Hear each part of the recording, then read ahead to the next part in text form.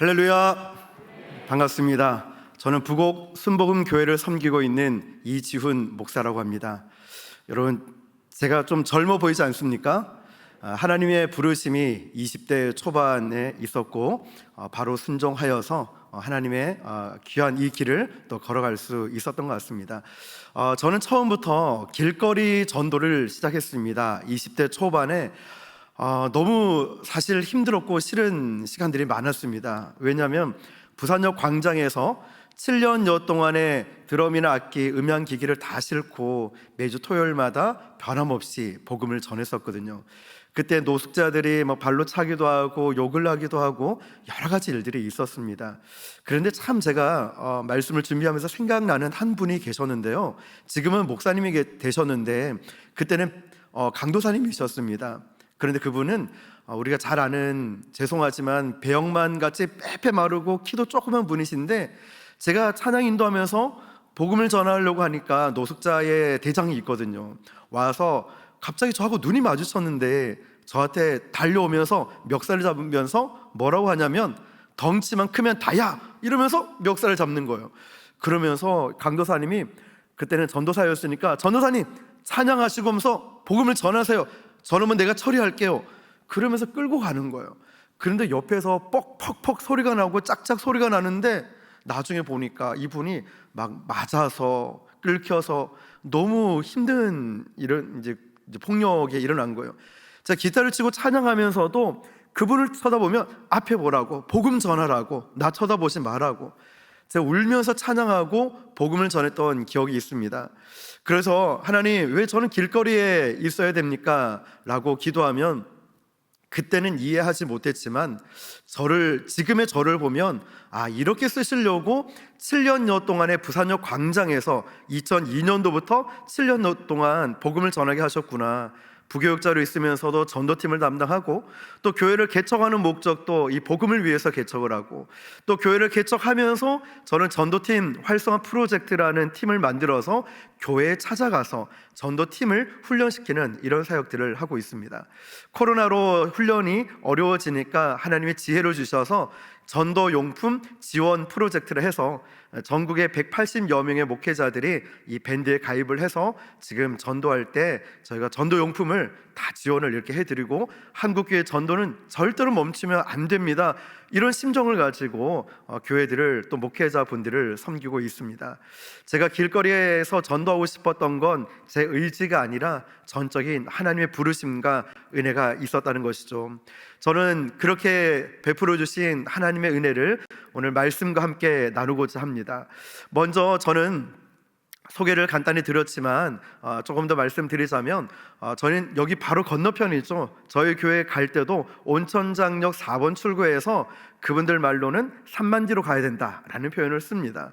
2018년도 1월 달에 교회를 개척을 했었고요. 거기에 오르막길을 가면 4층 건물이 하나 있는데요, 저희 교회는 3층에 있었습니다. 그런데 4층에는 땡땡땡이라는 절이 있습니다. 그 절을 보고 여기다, 여기에 우리 교회를 세워야 됐다라는 결단과 함께 그곳에 교회를 개척을 했습니다. 그런데 교회가 3층에 있으니까 4층에 절이 있으면 저희는 복음을 위해서 세워진 교회니까, 물론 모든 교회가 그렇지만 거기 3층의 게시판에 제 사진도, 우리 성도들 몇 안 되는 성도들과, 그리고 당신이 왜 예수를 믿어야 되는지 아십니까? 이러면서 복음 제시를 다 해놨습니다. 아주 눈에 잘 띄게요.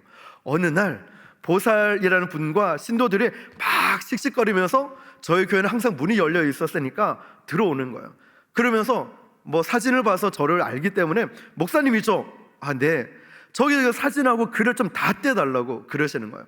아니요, 저기는 저희들 쓰는 공간이고 게시판인데 왜 그러세요? 라고 여쭤보니까 보살이란 분이 화가 잔뜩 나가지고, 아니 말이야, 신도들이 우리 절에 올라가려면 교회를 거쳐서 가야 되는데 스님 앞에 두고 자꾸만 목사님 얘기하고 교회가 어떻다, 내 평생 처음 교회 가봤다, 이런 얘기를 하니까 스님이 화가 나가지고, 안 그래도 이 민머리에 빨개지시니까 이제 보살이란 분이 나중에 알았죠. 어머니이시더라고요.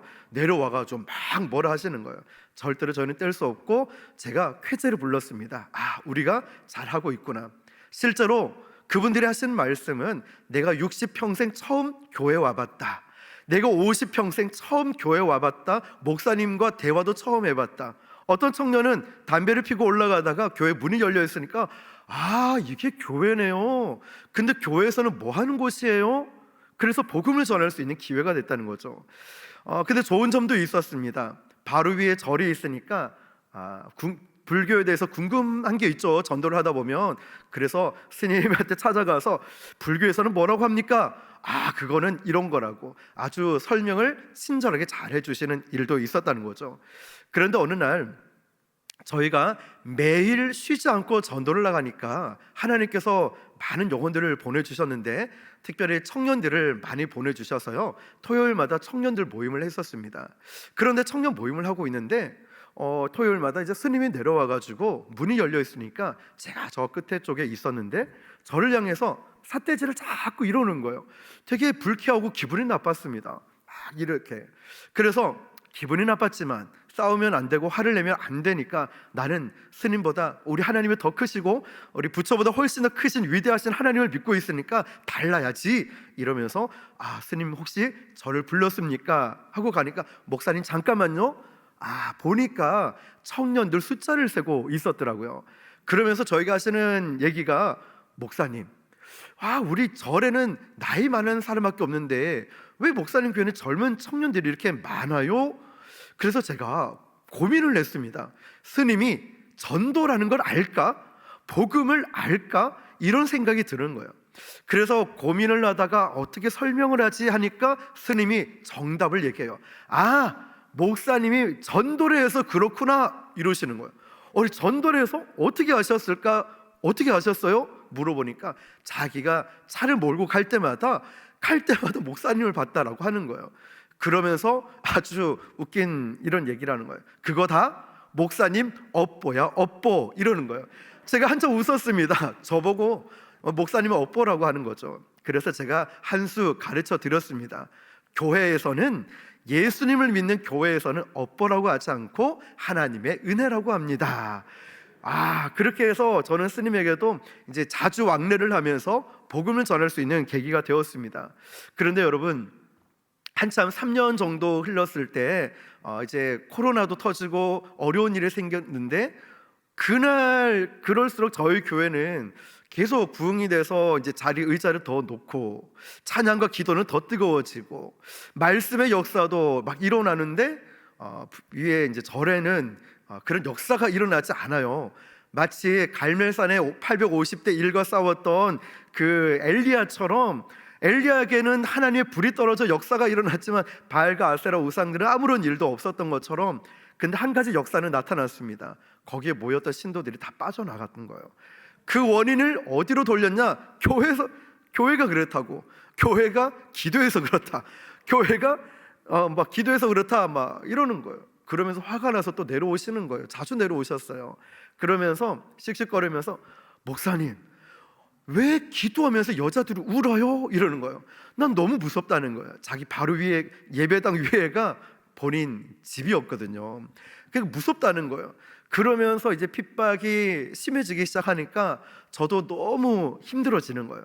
그래서 계속 기도하고 또 기도해도 이 어떤 응답도 없고 너무 힘들어진 시간들을 보냈습니다. 그렇지만 변함없이 전도하고 또 들어오면 스님의 핍박이 있고, 어느 데시벨이 기도 소리가 올라가면 어김없이 스님의 문자가 오고 연락이 오고, 이 갈수록 우리 층간소음을 생각하면 좀 이해가 되겠지만 저도 좀 이해를 하려고 많이 노력을 했습니다. 소리가 위로 올라가니까. 그러면서 교회로 내려오셔서 이제 제가 올라가서 아예 먼저 선수를 쳤죠. 그런데 아니 목사님, 내가 여기서 얼마나 힘든지 아냐고. 왜 뭐가 힘드십니까? 내가 말이야 주일이란 단어를 쓰시는 거예요. 주일마다 목사님 설교를 다 듣고 있다고. 얼마나 괴로운지 아냐고. 목사님 할렐루야 아멘 하는 소리 나도 모르게 아멘도 한다고. 지어낸 얘기가 아니라 정말 스님은 건물주 얘기를 그대로 얘기하면 스님하고 대화가 안 통한대요. 왜 안 통하냐면 사회성이 떨어져서 늘 산속에 있다 보니까 말이 안 통한대요. 목사님하고는 대화가 잘 통해서 좋대요. 그런데 그 자꾸만 말씀을 듣다 보니까 은혜를 받다가 어느 순간 화가 나기 시작해서 블루투스 이어폰을 사서 음악을 크게 틀어놓는데, 워낙 또 제 목소리가 평소에는 작은데 성령을 받고 이 말씀을 대언할 때 보면은 에너지를 다 쏟아서 말씀을 전하니까 이게 뭐 4층까지 올라가는 거는 뭐 너무나 쉽게 올라가 버리는 거예요. 블루투스 이어폰을 끼고 자기는 TV를 켜도 볼륨을 1, 2 정도밖에 안 하는데 소리가 얼마나 크게 들리는지 자기도 모르게 아는 찬송이 나오면 반갑기도 하고 이러면서 얘기를 하시는 거예요. 자, 그런데 여러분, 시간이 지나니까 이것도 하루 이틀이지 은혜를 받으면 되는데 그때마다 막 불교 뭐 찬불가 이런 것도 틀고 노래소리도 크게 해놔도 이 감당이 안 되는 거예요. 그래서 너무나 큰 이제 핍박들이 있고, 결정적인 게요, 주일날 예배 시간에 10시 45분부터 이제 찬양을 시작하는데 10시부터 이제 전화가 오는 거예요. 왜냐하면 9시 반부터 아이들 예배를 드리는데 아이들도 이제 기도도 뜨겁게 찬양도 뜨겁게 하니까 이제 더 아침부터 화가 난 거예요. 그래서 저는 차량 운행을 하고 이제 와가지고 불러서 이제 그 4층에 올라가니까 아주 얼굴이 빨개지면서 화가 나 있는 거예요. 저를 보자마자 입에 담을 수 없는 10원짜리 20원짜리 욕을 하기 시작하시는 거예요. 그러면서 10시 한 반쯤 시간을 기억해요. 왜냐하면 40분에는 내려가야 찬양을 하면서 예배를 시작할 수 있으니까요. 30분쯤 지나니까 이제 제 멱살을 또 잡기 시작하고 벽으로 밀치면서 입에 담지 못할 과격한 이 폭언들이 나오는 거예요. 그래서 제가 스님한테 이제 정중하게 양해를 구했습니다. 스님, 저희 예배 시간 기억하시죠? 찬양 나눈 소리 기억하시죠? 10시 45분이에요. 이제 조금 있으면 시작해야 되는데 일단은 제가 내려가고 올라와서 이 나머지 일을 다시 진행하시죠. 그랬어요. 그래서 10시 43분에 내려와서 찬양을 하는데 제 심정이 어떻겠습니까? 너무 괴로워서 찬양을 하는데 눈물이 펑펑 쏟아지는 거예요. 하나님, 이런 곳에서 어떻게 찬양하고 어떻게 기도하고 제가 어떻게 목회를 할 수 있겠습니까? 눈물이 펑펑 나고 설교를 하는데 여러분, 정말 순교의 각오와 그리고 성령의 역사를 의지하면서 막 열변을 토하면서 설교를 하는데 막 눈물이 펑펑 쏟아져요. 모인 성도들은 몰라요, 제가 왜 우는지. 은혜 받아서 우는지 아는데 가슴이 찢어지는 거예요. 왜냐? 설교를 크게 어느 데시벨이 올라가면 문자가 지직지직, 하나님의 응답보다 스님의 응답이 더 빨라가지고 제가 너무 힘들 때가 있었어요. 하나님이 빨리 응답해 주셔야 되는데 하나님 왜 이렇게 더딥니까? 스님은 조금만 지나도 막 지직지직 문자가 오기 시작하는데. 그런데 여러분, 하나님의 역사가 언제 나타났냐면 제가 그러고 나서 성도들 앞에 이런 모습 보일 수가 없어서 지하 주차장에 핸들을 잡고 펑펑 울은 거예요. 하나님, 저는 이제 못하겠습니다. 주님 말씀대로 저 복음을 전했고 말씀대로 정말 열심히 사역을 해왔는데 이제 3년쯤 되니까 저도 지칩니다. 그때 간절히 기도하고 모든 예배를 마치고 이제 마음의 준비를 해야 되겠다, 모든 건 내려놨을 그 시점에 하나님께서 생각지도 못한 구서동의 두실이라는 지역에 교회 장소를 보게 되고, 그때 화요일이었는데요, 보고 수요일날 바로 예배 드리면서 성도들과 함께 보고 결정을 내리고 그 다음 주 월요일에 일주일도 채 되지 않아서 이전을 하게 된 거예요. 근데 이 과정들을 잘 보면요, 그냥 이 고난과 어려운 시간들에 하나님이 저에게, 우리 교회에게 원했던 것은 세상 사람이나 환경을 의지하지 말고 납작이 주님 앞에 엎드리라는, 그러니까 하나님만을 의지하라는 이런 사인과 이런 마음을 주셨다는 거예요. 왜냐하면 그 전에 저는 그 위에 있는 윤산에 올라가서 길도 헤매기도 하고 별의별 생각 다 하고 부동산 찾아가고 또 조금 잘 산다고 생각하는 사람 찾아가서 말도 못 꺼냈지만 도움을 요청하려고 인간적 방법들, 수단들 다 해봤지만 정말 1도 도움이 되지 않았어요. 그런데 내려가서 핸들을 붙잡고 펑펑 울면서 하나님, 저는 인간적 생각, 방법 다 해봤는데 아무도 저를 도와주는 사람이 없고 길도 보이지 않고 손에 잡히는 것도 없었습니다. 주님, 저는 못합니다. 내려놓으니까 그때부터 하나님이 일하시기 시작하다는 거예요. 안 된다고 말하는 그 시간에 우리 하나님은 저를 마음껏 쓰기 시작하시는 거예요. 그래서 사람들이 물어봐요. 이전할 것 같으면 좀 말이라도 하지. 저도 몰랐거든요. 제가 생각하는 건 기껏해야 2층이 비어있으니까 2층으로 가거나, 그것도 스님한테 물어봤어요. 우리 2층으로 좀 가면 낫겠습니까? 똑같아요. 똑같다는 거예요. 견적서 뽑아보고 방음도 알아봤지만, 그리고 건물 비어있는 곳마다 보았지만 답은 하나도 없었어요. 근데 하나님의 놀라운 계획은 그곳이 아니라 오히려 다른 곳으로 이전하면서, 다른 더 좋은 기도 제목보다 훨씬 더 좋은 곳으로 이전하면서 복음을 전하고 하나님의 역사가 나타나는 그런 교회로 업그레이드 해주시면서 세워주셨다는 것이죠. 우리의 생각은 늘 기껏해야 홍해를 건넜던 이스라엘 백성들도 기껏해야 외국 군대가 와서 도와주거나 아니면 항복하는 이 수준이었죠. 그러나 모세가 손을 들었을 때 하늘 길이 열리기 시작하는 거죠. 생각지도 못한 그 길, 바로 홍해가 갈라질 것 누가 생각이나 했겠습니까?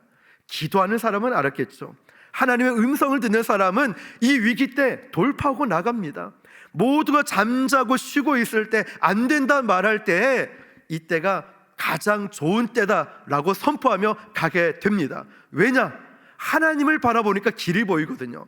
하나님을 바라보니까 상황과 환경이 아니라 어떻게 가야 할지 길이 보이거든요. 왜냐? 하나님을 신뢰하는 사람에게는 하나님께서 영안을 열어주시고, 영안을 열어주시니까 무엇을 주시느냐? 영적인 힘을 주시거든요. 영적인 힘을 가지고 돌파하게 되어 있다는 것입니다. 우리 온천교회가 바로 그런 교회인 줄 믿습니다. 자, 여러분, 이렇게 해서 전도를 나갔습니다. 그러니까 생각지도 못한 일들도 여러 가지 있었겠죠. 우리 성도님들도 전도를 하다 보면 많은 열매들이 있었을 것입니다. 저는 전도자 코칭 노트라는 이 책을 현장에서 궁금했던 Y라는 질문을 가지고, 두려울 때 어떻게 해야 되지? 거절할 때 어떻게 해야 되지? 그리고 어떻게 하면 잘 전달할 수 있을까? 비 올 때는 어떻게 해야 될까?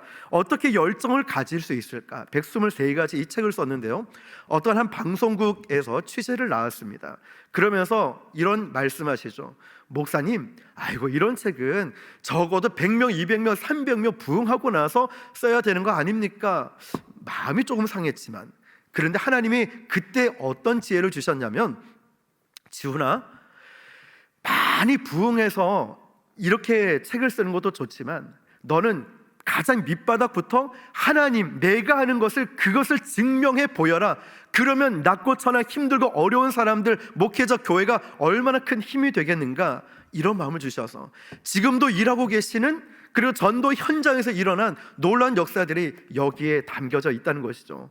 바로 여러분, 그렇게 하나님이 일하고 계시는데요, 어느 날은 매일 전도를 나가는데 성도들이 불어나니까 신방 가느라 전도를 못 간 날이 있었어요. 근데 하나님은 어떻게 영혼을 보내주셨냐면요, 저희 교회가 오르막길인데요, 마을버스가 지나갑니다. 그 절 이름이 있고 저희 교회 간판이 생긴 거예요. 그 어떤 분이 40일을, 예수님처럼 40일을 마을버스를 타고 가면서, 분명히 저 절이 있는데 왜 교회가 들어왔지? 분명히 절인데 왜 교회가 들어왔지? 40일을 고민하다가 교회 와서, 군대 교회에서 교회 갔다가 처음으로 다시 교회 신앙생활 하려고 왔다고 오신 분이 계셔요. 하나님이 보내주신 영혼들. 또 어떤 성도님이 등록하시는데 저에게 이런 말씀하시는 거예요. 목사님, 저 모르겠어요. 아니, 저는 모르겠는데요. 저는 목사님 잘 아는데요. 저를 어떻게 아세요? 목사님, 여기 부곡시장에 한 주도 안 빠지고 전도하러 나오시잖아요. 저는 목사님 매주 봐서 알아요. 근데 제가 이런 마음을 품었어요. 만약에 제가 지금 이 교회를 섬기고 있는데 제가 그 교회를 나오게 되면 제일 먼저 가고 싶은 교회는 부곡 순복음 교회다.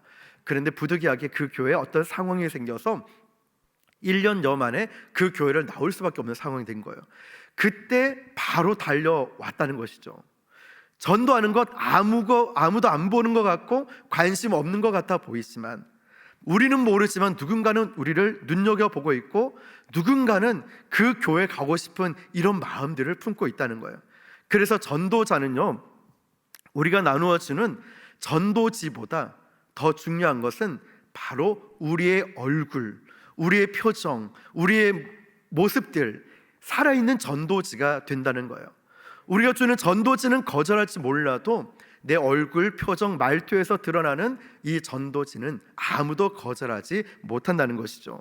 자, 열심히 전도를 그렇게 나갔습니다. 그런데요, 저는 이전에 교회 나름 규모가 조금 있고 거기 부교육자로 있을 때는 목사라고 얘기하면 아이고 거기 목사님이세요.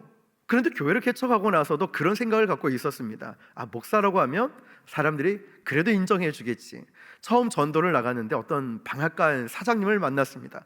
안녕하세요, 저는 저 위에 교회에서 왔습니다. 그러면서 이제 전도실을 나누어 주는데 뭐라고 하냐면 딱 처음 만난 사람이에요. 내 얼굴 보이소? 내가 착하게 생겼나? 내 얼굴 보이소? 내가 교회 가게 생겼나? 마음이 너무 힘든 거예요. 필살기가 있었어요. 제가 저 교회 담임 목사입니다. 그러면 목사님이세요? 보통 이렇게 나올 줄 알죠. 그게 와요. 그 다음부터 제가 할 말을 잃었습니다. 그래서 전도용품 다 들고 하나님, 저는 이제 전도 안 하렵니다. 너무 마음 상처를 받았어요. 전도할 사람도 없고 저 혼자 길거리에서 해야 되는데, 근데 하나님이 이런 마음 주시는 거야. 너 거기 가서 물건을 좀 팔아줘라. 아니, 내 방앗간 가본 일이 있어요. 저 마트만 가고 이렇게 시켜서 그냥 배달했을 뿐인데, 일단 순종하는 마음으로 갔습니다. 가가지고 뭐 고춧가루도 사고 참깨도 사고 들기름도 사고 한 3, 4만 원치 산 것 같아요. 집에 가니까 또 힘들게 하는 거예요. 제 옆에 있는 사람이 이거 왜 사왔냐고. 이거 왜 사왔냐고. 평소에 하지도 않는 일을 왜 사왔어 이거. 몰라. 근데 그 다음 주에는 난 저 집은 안 가야지. 그러면서 이제 전도하러 딱 가려고 모퉁이를 도는데 이분이 저를 딱 보는 거예요. 그러면서 무서운 말 한마디 던지는 거예요. 따라와 보이소. 그래서 따라가니까 그때 손님한테 이러는 거예요. 아심에 교회를 가려면 이 교회 가야 되고, 아심에 전도를 알고 뭐 하려면 이 목사님처럼 해야 된다고 저를 칭찬하시는 거예요. 왜 칭찬하실까 생각해 보니까 이분이 감동을 받은 거였어요. 장사도 안 됐는데 교회에서 나왔다 그러지, 손님인 줄 알고 묻지도 않았는데 목사라고 그러지, 짜증이 난 거예요. 그런데 제가 물건을 사면서 뭘 사야 될지 몰라가지고 고춧가루 짚고 뭐 들깨 뭐 이런 거 짚고 하니까 근데 그 모습이 감동이 된 거예요. 그런데 여러분, 저희가 3주년 되고 이제 4주년이 넘었는데 꼭 이렇게 1주년, 2주년 넘어갈 때마다 특별한 선물을 드렸어요, 전도 대상자들에게.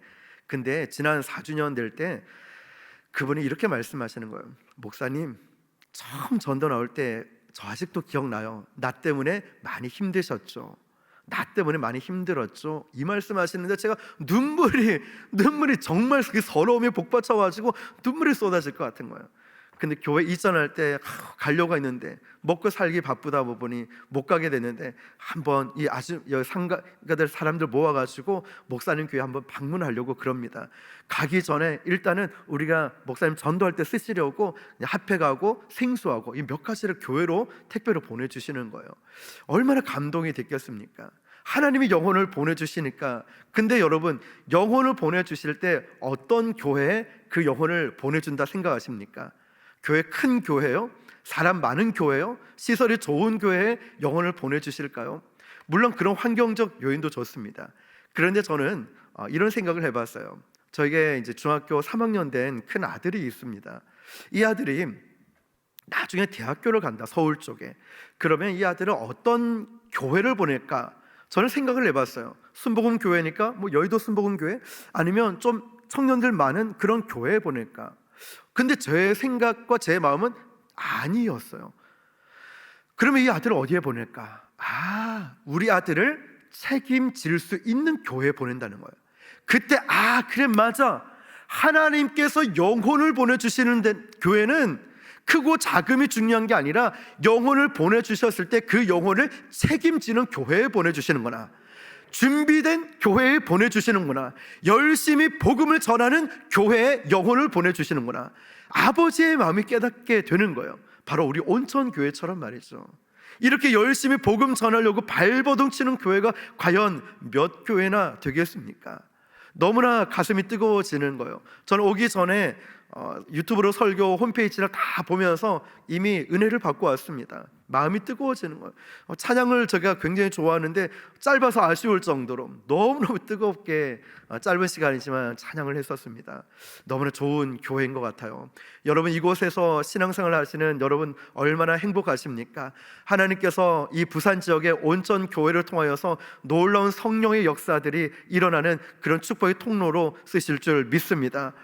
전도를 하다 보니까 아시겠지만 15년 만에 만난, 그때는 청년이었는데 이제는 40대 후반이 되어서 그런 청년도 만나게 되었고요, 이사 와서 교회를 정하고 있는 그런 분도 만나게 되었고요.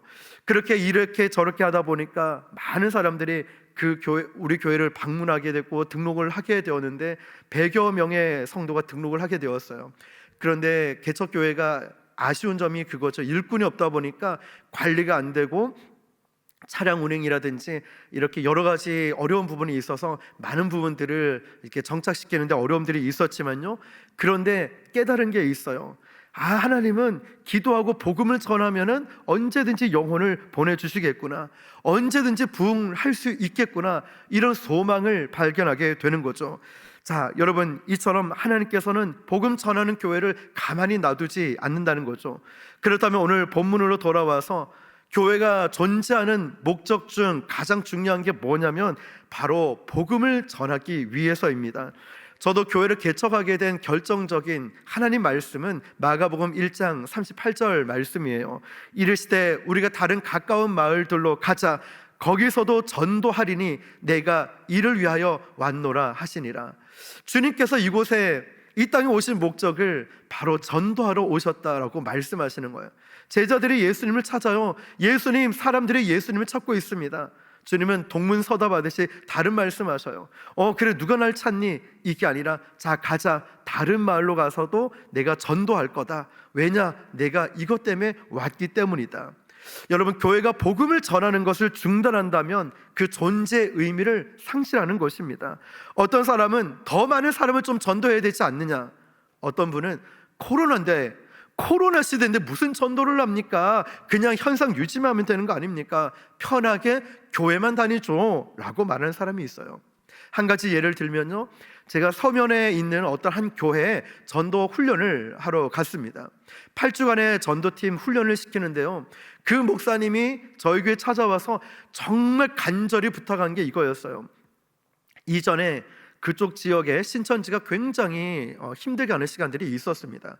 그래서 목사님께서 자, 신천지가 너무 우리 힘들게 하니까 3개월만 쉽시다 한 게 3년을 쉬게 됐다는 거예요. 그러니까 일어나기가 너무 힘들다는 거예요. 아예 없을 때는 일어날 수가 있는 게 쉬울지 모르는데, 근데 하다가 중단해 버리니까 일어나기가 힘들다는 거예요. 그래서 저는 전도팀을 담당할 때나 부교육자로 있을 때나, 그리고 전도 훈련을 하면 비 오고 한파가 오고 폭염이 오고 태풍이 오고 이런 거는 전혀 신경 쓰지 않는다고 말해요. 그거는 절대로 전도를 중단하게 막을 수 있는 요소들이 아니라고 하는 거죠. 자, 그래서 이 목사님의 얘기가 그러는 거예요. 근데 이 전도만 멈춘 게 아니에요. 교회가 모든 게 올 스톱이 돼버린 거예요. 새 신자가 들어오지 않으니까 새 가족 양육이 멈춰지고 제자 양육이 멈춰지고 교회가 고인물처럼 되어버렸다는 거죠. 그러니까 전도 훈련을 하면서 이 전도팀에게 가장 중요한, 이 교회가 가장 필요한 게 뭐냐면은 다른 게 아니었어요. 그분들 마음속에 성령의 불을 붙이는 작업이 필요했다는 거예요. 그래서 전도는 둘째였고, 모일 때마다 기도했어요. 모일 때마다 성령을 받자, 불을 받자, 뜨거워지자, 우리가 열정을 다시 회복하자. 그리고 나서 전도를 나가요. 왜냐? 사람들은 내 안에 있는 걸 흘려보내기 마련이에요. 내 안에 분노가 있으면 분노가 나가고, 미움이 있으면 미움이 나가고, 내 안에 사랑이 있으면 그게 그대로 흘러가거든요. 내 안에 성령이 있으면 성령의 불을 다른 사람도 받게 되는 거예요. 나 때문에 막 뜨거워지는 역사가 일어나는 거죠. 지금 코로나로 인해서 많은 교회들이 전도가 중단이 된 것 우리 공감하실 겁니다. 옛날에는 길 가면은 전도하는 전도팀들 수시로 자주 많이 봤죠. 지금은 찾아보기 힘든데, 오늘도 제가 여기 부곡시장에 전도 지금 4년여 동안 한 주도 안 쉬고 가거든요. 그러니까 그분이 부활절날 이제 계란을 나눠주니까 얼마나 좋아하시는지 몰라요. 그런데 그분이 이 말씀하시는 거야. 요즘은 계란 나눠주는 데도 없다. 요즘은 전도하는 교회도 없다. 여기 어디 교회도 있는데 전도하는 걸 못 봤다. 그 불신자들도 알고 있는 거예요. 자, 여러분, 이처럼 교회들마다 중단되어 있는 이 시점에 전도를 계속하고 있는 것 당연함에도 불구하고 이게 특별함이 되어버렸다는 안타까운 현실 말이죠. 사회적 거리두기 처음 시행할 때 저희도 고민을 많이 했습니다. 나라에서 하지 마라 하고, 이 전도 대상자들이 불편한데 전도를 나가지 말까? 그래서 금요일날 나가지 않았는데요, 번호로 문자가 이렇게 온 거예요. 목사님, 오늘 전도 나오셨어요? 오늘 제가 목사님 못 본 것 같은데요. 불신자가 저한테 문자 왔어요. 왜냐? 그 마스크나 아니면 물티슈에 있으니까. 또 저는 광안리에 수요일마다 그 교회를 도와주러 갔는데 그 교회는 전도를 안 나가고, 저는 그분들과 관계가 잘 돼 있다 보니까 그래도 거기는 내 구역이 아니니까, 상도를 지켜야 되니까 내 구역이 아니니까 나도 쉬어야지, 목사님이 쉬니까. 그런데 한 2주, 3주째쯤 또 문자가 들어오는 거예요. 목사님, 제가 미리 연락드린다는 게 늦었습니다. 혹시 코로나 걸리셨어요? 왜 전도 안 나오세요? 그러는 거예요. 그래서 제가 그 다음날 바로 전도 나갔어요. 코로나 걸린 게 아니라 혹시나 불편해 하실까 봐 제가 안 나왔다고. 그런 게 어디 있냐고, 나도 나오는데 그런 게 어디 있냐고 하는 거예요. 비가 오고 태풍 올 때 전도하러 나가보신 분은 알 거예요. 태풍이 오는데 전도하러 나오냐고. 대단하다, 대단하다. 좀 쉬어라 라고 하는데, 아니 어머님도 태풍이 올 때 일하러 나오시잖아요. 나야 먹고 살아야지, 저도 먹고 살아야죠. 이러니까 막 그분도 웃으시면서, 그때 뭐가 생기는지 아십니까? 두 가지가 생겨요. 하나는 임팩트가 생기고요, 두 번째는 신뢰감이 생겨요. 임팩트, 여러분 하루에도요 사람들 수백 명씩 만나요. 나라는 사람, 이지훈이라는 사람 기억 못합니다. 근데요, 추울 때 더울 때 한파 명절 뭐 어떤 상황이든 변함없이 그 전도의 자리를 지키니까 사람들 사이에 회자되기 시작해요. 와, 그 교회 어떤 교회냐, 그 사람 누구냐, 막 얘기가 돌면서, 야 그래, 이분은 믿을만 하구나. 변함없이 나오니까 마음을 열기 시작하는 거예요. 마음을 연다니까요. 근데 여러분, 제가 처음에 왜 매일 한 주도 안 쉬고 전도 나가게 된지 아십니까? 어떤 분이 이런 말씀하셨어요. 목사님, 처음에 저도 목사님 힘들게 했죠. 네, 어떻게 저한테 그런 말씀하셨어요? 근데 내 입장도, 우리 상인들이 뭐라고 하는지 알아요? 손님인 줄 알고 어서 오세요 했는데 교회에서 나왔다고 그러고, 그까지는 괜찮아요 목사님. 근데 이 사람 왔다 저 사람 왔다 자꾸만 바뀌니까 짜증이 난대요. 또 하나는 왔다가 안 왔다가, 이것도 짜증이 난대요. 오려면 계속 오든지 안 오려면 아예 오지 말든지. 이것도요, 상인들의 그런 얘기래요. 또 하나는 임팩트가 어떻게 생기냐면, 전도용품들이 어떤 이 교회 저기에 막 갖다 준 교회들이 있어요. 근데 안 쉬고 나가니까 저기에 물티슈도 있고 책자도 있고 먹을 것도 막 있어요. 쌓여져 있는 거예요. 아이고 어머니, 무슨 이 전도용품들이 이렇게 많아요. 그 사장님, 족발집 사장님이 뭐라고 하냐면, 그거 다 목사님이 준 거 아니가? 이러는 거예요. 제가 준 거는 몇 개 없어요. 근데 임팩트가 생기니까 모든 용품들은, 모든 건 우리 교회에서 준 걸로 얘기를 한다는 거예요. 저는 너무나 감사했어요. 그 교회 목사님도 정말 죄송합니다. 저는 너무 감사했다는 거예요. 자, 이렇게 전도를 쉬지 않아야 되는 이유가 여기에 있다는 것이죠. 많은 교회들이.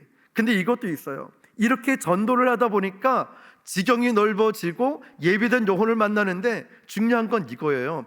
똑같은 요일, 가능하면 같은 시간, 그리고 빠지지 않고, 그러면 신뢰 관계가 형성되니까, 저희는 여러분 가깝죠? 북곡시장에 가면은 1시 반에 교회에서 출발하면 2시부터 4시 사이에 이제 끝이 나요.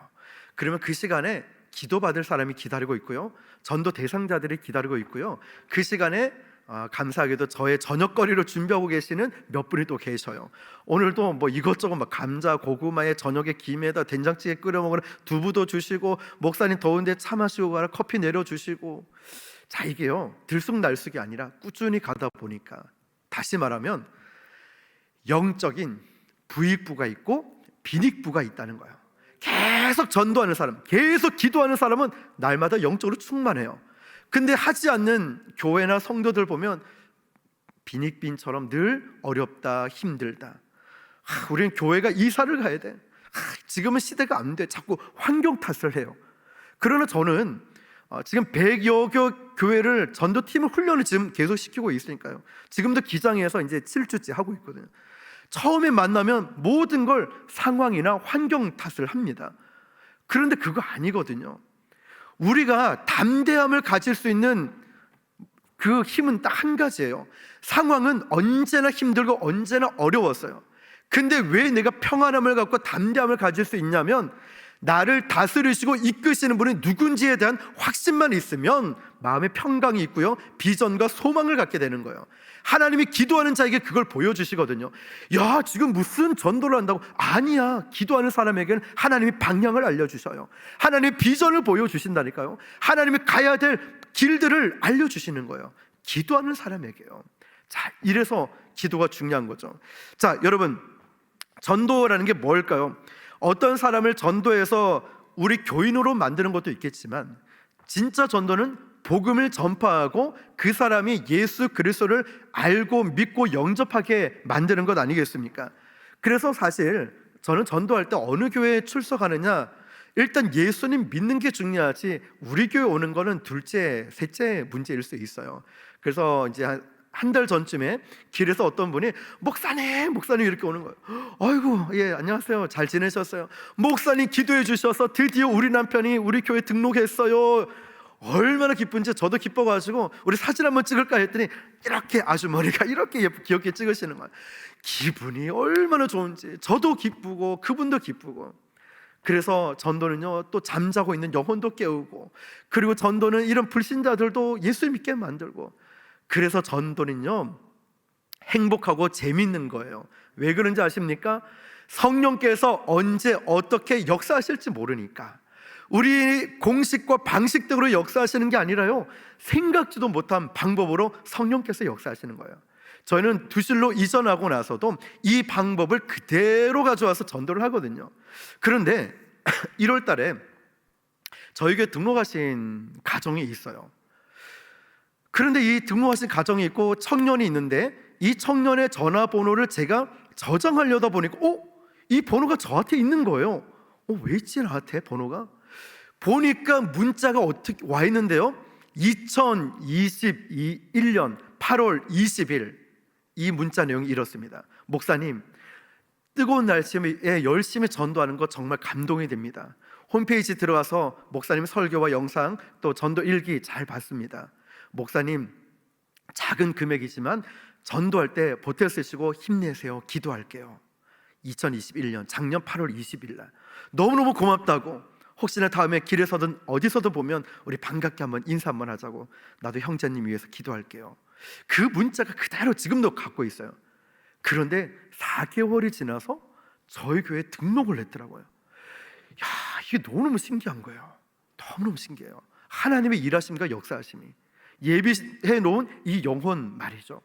뿐만 아니라 건너편에 있는 목욕탕에 있는데 거기는 조심하라고 저보고 그러더라고요. 그래서 저는 항상 그런 얘기를 들으면 전도 1순위로 생각하거든요. 좋은 관계를 만들려고 애를 쓰고 또 복음을 전하고 전도를 했습니다. 그랬더니 이제 좀 친해지니까 이런 얘기가 나오겠죠. 아유, 사장님, 우리가 의도적으로 저는 꺼냈겠죠. 침례식을 해야 되는데 침례하기가 너무 힘들고 좀 그랬네요 하면서, 건강 조심하시고 잘 지내서 갔어요. 그런데 길에 이제 전도하려고 그 다음 주 수요일마다 가니까 목사님 딱 거기 그대로 서 계세요. 그대로.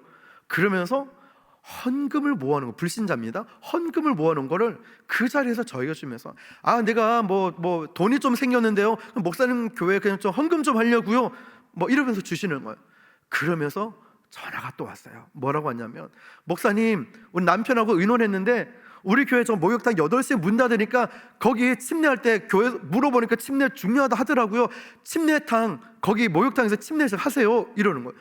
제가 얼마나 감동이 됐는지. 근데 당일날 7시 45분쯤 되니까 또 전화가 오는 거야. 마음이 바뀌었구나. 그런데 뭐라고 하는지 아십니까? 목사님, 10분만 늦게 와주세요. 왜요? 물이 더러워서 빼고 샘물 받아 드릴게요. 침례식이 중요하다면서요. 이렇게 똑같이 전도하니까 좋은 관계들이 형성되고 믿을 수 있는 교회, 믿을 수 있는 사람이 되니까 주변 이웃들이 이렇게 좋은 이웃이 만들어졌다는 것이죠. 우리 온천교회는 이미 그 부분들을 너무나 잘하고 있는 것도 믿습니다. 여러분, 그렇다면 예수 믿는 것이 중요한 본질이지만 사실 우리 교회가 좀 부흥되고 우리 교회에 많은 영혼들이 왔으면 좋겠다라는 생각이 들지 않습니까? 그래서 저는 이렇게 제안을 합니다. 전도만큼 중요한 게 바로 성령의 역사, 기도이죠. 자, 그렇다면 그 다음에 뭐가 또 하냐면은 우리는 전도에만 너무 열심히 하다 보니까 전도 대상자가 그냥 한 번이라도 우리 교회에 왔으면 좋겠다 이 생각을 합니다. 그렇게 해서 전도 대상자가 교회에 왔다 칩시다. 그런데 이 전도 대상자는 이 교회에 왔는데 교회에서는 새신자를 맞이할 준비가 제대로 되어 있지 않는다면, 또 그 교회에 대해서 받는 느낌이 별로 좋지 않다면 어떤 생각이 들까요? 그래서 전도는요, 우리 교회에 왔을 때 어떤 이벤트 프로그램도 오고 와라 다음 주에도 꼭 와라 말하는 것도 좋지만 이것을 기억하면 좋습니다. 기대감. 우리가요 좋은 차를 살 때도 빨리 가고 안전하게 갈 수 있다는 기대감으로 차를 사죠. 우리가 자전거 살 때도 건강해질 거라는 기대감, 청소기도 청소를 편리하게 할 거라는 기대감, 원액기를 산다면 건강해질 거라는 기대감. 기대감 없이 우리는 뭘 하지 않아요. 우리가 불신자들을 전도를 했다는 것, 우리 교회에 오게끔 만드는 이 기대감을 불어넣어 준다면 훨씬 더 효과적으로 전도를 할 수 있다는 것이죠. 그리고 또 필요한 것이 뭐냐면은 바로 키핑 파워라고 말할 수 있어요. 키핑 파워가 방금 말씀드렸던 머무르게 만드는 힘입니다. 교회에 왔는데 좀 머물 수 있는 이 힘을 교회들이 간과하고 있어요. 다른 교회들 가봐도 전도에는 열심히 하는데 키핑 파워, 머무르게 만드는 힘이 너무 약해서 다음 주에는 교회 오고 싶은 마음이 안 들어요. 그리고 교회에 대한 좋은 이미지가 없다 보니까 그냥 이런 것이구나 하고 지나칠 때가 있다는 것이죠. 그러면 우리는 젊은 아이들이 왔을 때, 아기들이 왔을 때, 청년들이 왔을 때, 노인들이 왔을 때 편안하게 머물 수 있는, 적어도 한 10분에서 30분은 편하게 머물 수 있는 힘이 무엇이 되어 있을까도 점검해 봐야 되겠죠. 누가복음에 보면 마리아와 마르다 이야기가 나오죠. 마르다는 음식 준비하기로 막 바쁘다 보니까 가장 중요한 본질을 놓쳐버렸습니다. 예수님을 관심을 갖지 못했다는 거죠. 가장 중요한 것을 놓쳐버렸어요. 이러한 일들은 우리 교회 안에서도 똑같이 일어난다는 거죠. 교회 가보니까 나를 전도한 사람은 막 성가대도 해야 되고 찬양팀도 해야 되고 뭐도 해야 되고 너무 봉사한다고 바빠버려요. 그리고 새신자 혼자 우두커니 그냥 있다가 그냥 어색해서 조용히 빠져나갈 때도 있다는 거예요. 그런 새신자를 정착시키기 위해서 우리는 이 전도만큼 이 키핑 파워, 머무르게 만드는 힘도 잘 길러놔야 정착할 수 있는 확률이 높다는 거죠. 자, 우리 교회는 또한 새신자들이 왔을 때 예배에 방해하는 요소가 무엇일까도 점검해 봐야 되겠죠. 자, 소외감을 느끼는 이유가 뭘까? 기존 성도들이 교회 오니까 너무 바쁘다는 거예요. 정착하기가 어려워요. 그래서 이 새신자들이 머물 수 있게 만드는 힘은 두 가지로 이렇게 말해요. 사랑과 우정이라고. 그를 뜨겁게 사랑하고 끈끈한 우정을 만드는 것이 절대적으로 필요하다는 거예요. 그래서 플레빌 이클레이 교수에 의하면은 교회 성장에 또 전도하는 이 교회에 머무르게 만드는 힘이 바로 우정과 친절, 사랑이라고 정의하고 있어요. 새신자들이 와서 통계를 내보니까 교회에 정착할 확률이 높은 교회는 그 교회 안에 6명 이상의 친구가 있다고 하고, 새신자가 왔을 때 정착하지 못하고 떠나는 그 이유를 보니까 1명 내지 2명밖에 친구가 없다라고 말하는 거예요. 그래서 우리는 전도를 열심히 하는 것도 중요하지만 그 전도한 영혼이 우리 교회에 잘 정착하게 만드는 것도 중요하다는 거죠. 그리고 전도의 결과 여부를 너무 평가할 필요는 없습니다. 뭐냐면 몇 명 전도했느냐 이런 숫자보다는 일단은 복음을 듣게 만들고, 왜냐? 그 다음에 그 마음의 뿌리가 내려졌기 때문에 당장에 그 열매가 없더라도 후에 그 열매가 맺혀질 수 있다는 그 기대감이 있다는 것이죠. 여러분, 그래서 어떤 교회를 가보면 이럽니다. 목사님, 8조 전도 훈련하고 나면 우리 몇 명 전도해 줄 겁니까? 제가 전도하는 게 아닌데, 저는 전도를 할 수 있게끔 고기 잡는 법을 알려드리는 건데 자꾸 저보고 전도를 해오라고 말할 때가 있어요. 아니에요. 근데 생각해 보세요. 전도하시는 분은 아시겠지만 전도의 열매가 바로 맺히던가요? 아니죠. 반드시 뭐가 와야 될까요? 가을이 와야 되는 거예요. 봄에 씨앗을 뿌리면은 이제 줄기도 자라나야 되고 잎사귀도 맺어야 되고 가을이 와야 이 열매를 따는데, 우리는 시작하자마자 이 열매를 따려고 그래요. 그러니까 열매가 왜 빨리 안 맺혀? 에이, 뭐 잘못됐나 봐. 그러니까 좌절하게 되고 절망을 하게 돼요. 열매에 초점을 맞춰버리니까. 근데 여러분, 반드시 이 과정이라는 시간, 인내라는 시간이 필요하다는 거예요. 시간과 인내 없이는 열매가 맺혀지지 않아요. 여러분, 숫자가 좀 적게 열매가 맺히더라도요, 계속 전도하면서 씨를 뿌려야 되는 거예요. 그래야 그 땅에 이 씨앗이 뿌리를 내리죠. 그래서 첫 번째 전도의 원리는 좋은 밭을 만드는 거예요. 땅을 기경을 하는데, 전도를 안 했던 교회는 이 땅 기경을 하는 데마다 1년, 2년이 걸릴 때가 있어요. 근데 온천교회처럼 전도를 많이 한 교회는 이미 주변에 좋은 소문이 나고 좋은 이웃이 되고 믿을 수 있는 교회가 됐던 교회는 이 좋은 밭이 만들어져 있으니까 때가 되고 시간이 되고 가을이 되면은 이 열매가 맺힌다는 것이죠. 자, 조급하면 안 됩니다. 모든 일에 있어서. 우리가 이번에 벚꽃이 피었죠? 이 벚꽃을 피우기 위해서 벚나무는 1년이라는 시간을 기다렸다는 거예요. 우리도 한 영혼의 열매를 맺기 위해서는 이런 시간들이, 이런 인내가 필요하다는 거예요. 제가 엊그제 수요일에요, 이제 두실 지역에 이전을 했기 때문에 1년 동안 똑같이 전도를 하는데, 제가 수요일에 너무 큰 감동을 받았어요. 1년 동안 여기 있는 미용실 부부, 젊은 부부인데요, 한마디도 정말 안 했습니다. 그냥 인사만 하고 왔어요. 마스크를 드리거나 건빵을 드리거나 물티슈를 드리거나 인사만 하고 나왔어요. 왜냐? 코로나 때문에 되게 이제 거리를 두고, 또 저도 조심스럽고 그분도 이제 좋은 관계를 맺어야 되는데 이제 거부하는 경향이 있었기 때문에. 그런데 엊그제 수요일에는 가니까, 목사님 잠깐만요. 그 아내 되는 분이 어디로 들어가고 이 남편이 서서 있는 거예요. 제가 그래서 좀 분위기가 어색할까 봐, 아이고, 나는 나보고 서 있으라고 하면 난 무서워요. 왜 그래서요? 아니, 저번에 저기 목욕탕에서 길거리에서 목사님 잠깐만요, 거기 그대로 서 계세요, 이래서 도로 한복판에 진짜 딱 이러고 서 있었다고.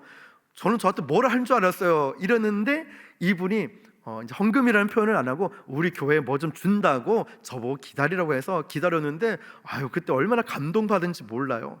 그랬더니 아내 미용사분이 나오시면서 이런 머리 헤어 에센스하고 뭐 이렇게 챙겨주면서 사모님 드리라고 하는 거예요. 또 어색한 분위기를 풀어야 되니까 유머를 했죠.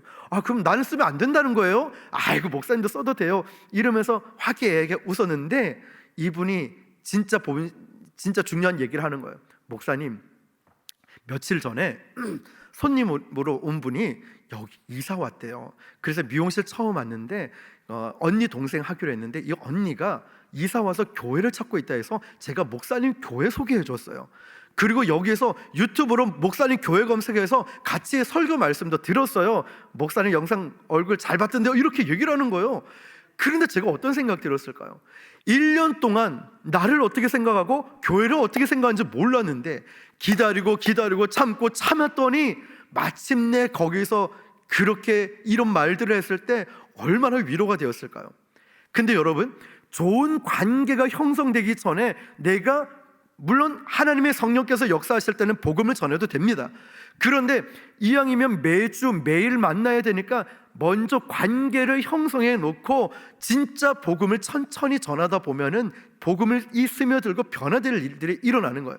근데 관계가 형성되어 있지 않은 상태에서 너무 교회 와라, 예수 믿으라 잃어버리니까 오지 마세요. 그러려면 우린 불교예요. 다음 주부터 들어가기가 힘들 때가 있어요. 우리 한번 따라해 볼까요? 사람들은 옳은 사람 말 안 들어, 좋은 사람 말 듣지. 어떻게 생각하십니까? 옳은 복음인데 왜 잘 안 들을까? 당신이 사는 길이고 천국 가는 길인데 왜 옳은 말인데 안 들을까? 좋은 사람이 되어 있지 않기 때문에.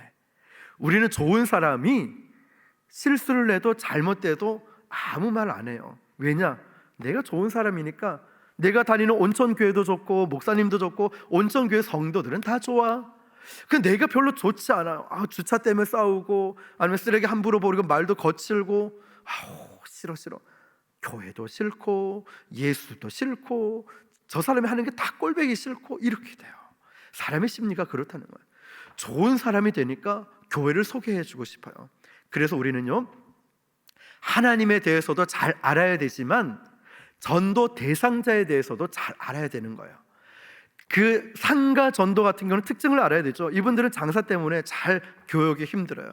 좋은 관계가 형성되어 있으니까 이분들이 교회를 소개해주고, 이사 온 사람에게 온천교회를 소개해주고, 낙심하고 좌절한 사람에게 가려면 온천교회 가라고 막 소개를 해준다는 거예요.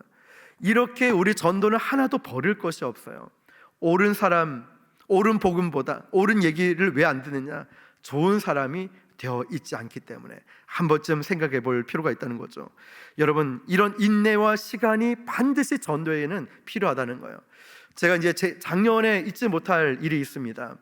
여전히 이제 고깃집에 생선 가게에 전도를 하는데, 처음에 전도하러 가서 불교 신자였기 때문에 저는 이제 전도 폭발 훈련이나 빌립이나 뭐 여러 가지 전도 훈련도 저도 받았었는데 반대 의견 대처법을 갖고 있었고, 그리고 불교 신자한테 어떻게 해야 될지를 알아니까 불교 신자라는 얘기를 듣고 이제 복음을 전하려고 시도해 보니까 예수의 예자라도 꺼내려면 가라고, 아예 말도 못 꺼내게 하는 거예요.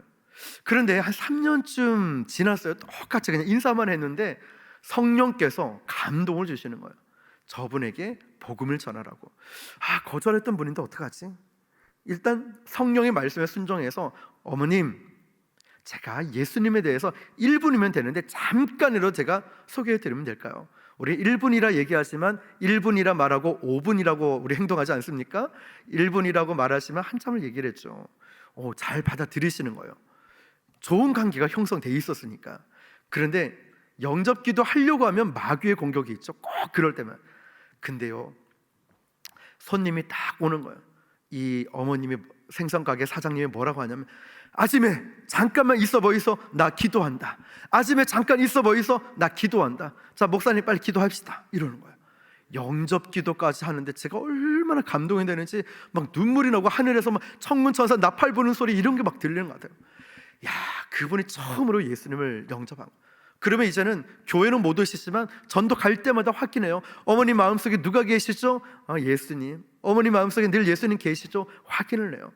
그런데 이제 추운 겨울날도 그분 연세가 있으시니까 손을 잡고 악수를 해드리면서 오늘도 그러는 거예요. 제가 어머니 손이 막 거북이 등짝처럼 갈라져 있어요. 아이고 손이 왜 이래요? 다음엔 제가 로션을 가져와야 되겠어요. 괜찮다 바쁜데 얼른 가라 이래요. 그런데도 어떻게 되냐면 빨리 가라 제 손을 안 놔줘요. 빨리 가라 하면서 말하고 행동이 다르죠. 그런데 그게 제가 눈물이 나요. 마치 그 자식들을 먼 길인데 그냥 빨리 가라, 힘들는데 내려오지 마라. 그 마음은 어때요? 와라고 오라고 이 뜻이잖아요. 좀 더 이따 가라. 이 어머니 마음이 딱 그거예요. 가라고 말은 하는데 손을 안 놔주시는 거예요. 이 모습이 얼마나 눈물이 나는지. 그래서 그분 손잡고 한 번 더 기도해 드렸어요. 하나님, 이 어머니 마음 절대로 이 손도 저를 손 안 놓는 것처럼 어머님의 손을 놓지 말아 주시고, 예수님 절대로 이 치매가 오거나 나중에 힘들어졌을 때 예수님 잊지 않게 해달라고 다 기도를 하는 거예요. 그 기도를 받고 나서 뭐라고 할까요? 사실은 우리 조카가 서울에서 목사다 이러는 거예요. 근데 한 번도 안 내려온다 이러는 거예요. 어머님, 제가 손자라고 생각하고 제가 매주 와서 어머님 보고 기도도 해드리고 그럴게요 라고 말씀드렸죠.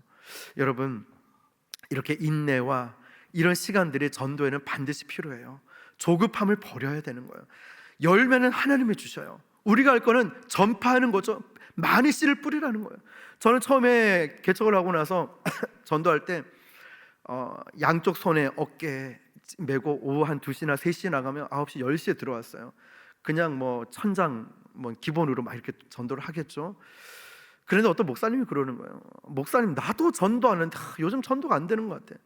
그래요? 하루에 좀 몇 집 정도, 아니면 몇 사람 만나세요? 한 150에서 200집. 그러시군요. 목사님은 뭐 얼마나 전도하는데? 이런 거. 저는 한 번 나갈 때 작을 때가 600장이고 한 1000장 이상 갖고 가는데요. 저녁도 편의점에서 먹고 밤늦게 다 끝내고 저녁전도 끝나고 저는 교회에 들어가는데요. 자, 확률적으로 보자는 거죠. 100집, 200집과 1000집은 일단 숫자부터 다르지 않습니까? 차원이 다르다는 거예요. 그래서 전도는 훈련도 정말 중요한데 생활 속의 전도가 중요하다는 거예요. 그래서 전도 왕들이 전도하는 거는 참고할 뿐이고 내가 잘할 수 있는 것부터 해야 전도가 멈춰지지 않아요. 우편함에 꼽는 것부터 하다 보면 담대함이 생기거든요. 담대함이 생기면 이제 아이들부터 노인들부터 시작하다가 이제 젊은 사람들, 이러다 보니까 나만의 전도법이 생기는 거예요. 아, 이렇게 하면 되는구나. 열매가 맺히기 시작해요. 전도지 보고 전화 오기 시작하고 교회 찾아오기 시작하는 거예요. 그렇게 나만의 전도법으로 시작하다 보니까 하나님이 영혼들을 보내주셔요. 왜? 책임질 수 있는 교회에 보내주시고 준비된 교회에 영혼을 보내주시기 때문에. 놀고 있는 자, 아무것도 안 하는 교회에 영혼 보내주시겠습니까? 이사야 선지자는요, 전해진 말씀은 결코 헛되게 되지 않을 거라 말하고요. 사도 바울은 낙심하지 않으면 때가 이르면 그 열매를 거둘 것이다. 포기하지 말라고 하죠. 그래서 우리는 우스갯소리를 그러죠. 포기는 김장철에만 해야 된다고. 우리는 포기라는 단어를 쓰지 않죠. 왜냐? 하나님이 함께 하시는 걸 믿기 때문이죠. 하나님은 마지막 날에, 이 마지막 때에 하나님의 사람을 찾고 계셔요. 우리가 잘 알고 있는 다니엘서 12장 3절 말씀처럼 지혜 있는 자는 궁창의 빛과 같이 빛날 것이요, 많은 사람을 옳은 대로 인도한 자는 별과 같이 영원토록 빛나리라. 할렐루야. 그렇습니다, 여러분. 무슨 말이냐면 마지막 날이 가까울수록 너희는 이 시대에 휩쓸리지 말라는 거예요.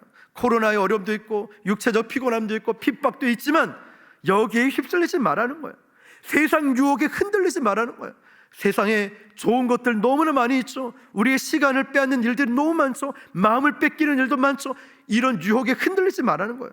핍박에 굴하지 말고 하나님의 길을 가는 이 지혜로운 사람을 궁창의 별과 같이 빛날 것이라는 거예요. 그리고 뭐라고 합니까? 더 칭찬받는 사람이 있어요. 어떤 사람이 더 칭찬을 받냐면 자기만 그런 것이 아니라 다른 사람들도 영적으로 변화시키는 사람을 더 칭찬받는 거예요. 거룩한 영향력을 끼친다는 거죠. 많은 사람은 옳은 대로 돌아오게 한 자, 이 사람은 하늘의 별과 같이, 한마디로 말하면 예전에 개콘에 이런 프로가 있었어요. 내가 스타로 만들어줄게, 내가 스타로 만들어줄게, 명함을 막 뿌리면서 스타가 되고 싶냐고. 하나님은 바로 많은 사람을 옳은 대로 돌아오게 한 자를 하늘의 스타로 만들어준다고. 저는 너무 기대가 돼요. 우리 어떤 스타가로 어떻게 하나님이 만들어주실까. 그래서 제가 이전 교회에 섬길 때 청년부 설교를 하면서 나는 마지막 때 길에서 복음을 전하다가 전도지 주다가 꽉꽉 이래서 천국 가고 싶다 이랬어요. 얼마나 은혜스럽게 제가 이렇게 간증을 하면서 나는 전도하면서 천국 가고 싶어 이랬는데 어떤 청년이 손을 번쩍 들면서 목사님 그러면 안 된다고, 목사님 그러면 안 돼요. 아, 얘가 나를 생각해 주는구나. 그러면 안 된다고. 아, 역시 너밖에 없다. 뭐라고 하는지 압니까? 목사님 그 맞은편에 있는 사람 입장도 생각해 보라고. 아니 전도지를 받고 아 감사합니다 이랬는데 목사님 뚝뚝 죽었다 생각해 보라. 이 사람 평생 트라우마 걸려서 교회 절대 안 간다고. 아 그렇구나. 그러면 내가 전도지 주고 집에 가면서 천국 갈게. 어우 너 진짜 고맙다고 그랬어요. 하나님의 스타로 만들어준다는 것, 많은 사람들 거룩한 영향력을 끼친다는 거죠. 다니엘은요 자기만 열심히 잘하는 사람이 아니었어요. 세 친구 사드락 메삭 아벳느고에게 얼마나 영적으로 도전을 줬든지 이 친구 세 사람이 다니엘 이상으로 영적인 파워를 느부갓네살 앞에서 보여주지 않습니까? 금신상에게 절하라. 무슨 소리 합니까 왕이시오. 우리는 그렇게 하지 아니하실지라도 금신상에 절하지 않고 우리는 천국 갈 겁니다. 하나님이 우리를 지켜주실 것입니다. 그런 위협과 두려움과 핍박 앞에서도 굴하지 않지 않습니까? 그뿐 아니라 하나님을 모르는 이방 왕들에게도 느부갓네살뿐만 아니라 다리오 왕 앞에서도 다니엘은 하나님의 살아계심을 선포하고 한 번도 타협하지 않았습니다. 엄청난 영향력 아닙니까? 저는 온천교회 성도님들 모두가 이런 거룩한 영향력을 끼칠 수 있게 축복합니다. 여러분의 가정, 직장, 사업장, 학교 어딜 가든지 이 지역 주민에게 거룩한 영향력을 막 행사하는 거예요. 나만 열심히 전도하는 게 아니라 주변의 청년들, 주변의 성도님들 막 껴워서 우리가 지금 이럴 때 아니라고. 잠자고 있을 때가 아니라고. 자, 가자, 전도하자, 복음 전하자. 어떻게, 난 할 줄 몰라. 할 수 있는 것부터 하면 돼. 우편함에 꽂기만 해, 아니면 붙여놓기만 해. 하다 보면 하나님이 지혜 주시고 담대함 주실 거야. 중요한 건 시작하는 거야. 함께 하자고 많은 사람들을 깨우는 거죠. 여러분, 하나님은 저와 여러분을 이 세상에 있으나 마나한 사람으로 있는 거 원치 않으셔요. 예수 믿는 사람들 입에서조차 저 교회는 별 볼 일 없어, 저 사람은 있으나 마나한 사람이야, 이게 아니라 나를 볼 때마다 마치 다니엘과 그 세 친구처럼, 우와, 하나님은 살아계시구나. 너를 보니까 진짜 예수 믿는 사람은 이렇게 믿어야 돼. 교회 가려면 이 교회 가야 돼. 거룩한 영향력, 하나님이 살아계심이 느껴지는 그런 저와 여러분 될 수 있기를 축복합니다.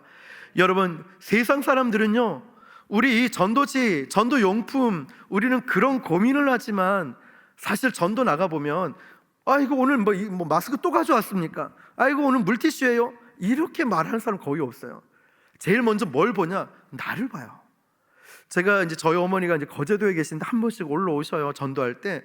그런데 얼마 전에 같이 전도를 하면서 저희 어머니가 마스크를 이제 다 들고 나눠주고, 저는 다른 사람들과 이제 전도한다고 얘기를 하고 있는데, 전도 끝나고 나서 이러는 거야. 이상하네.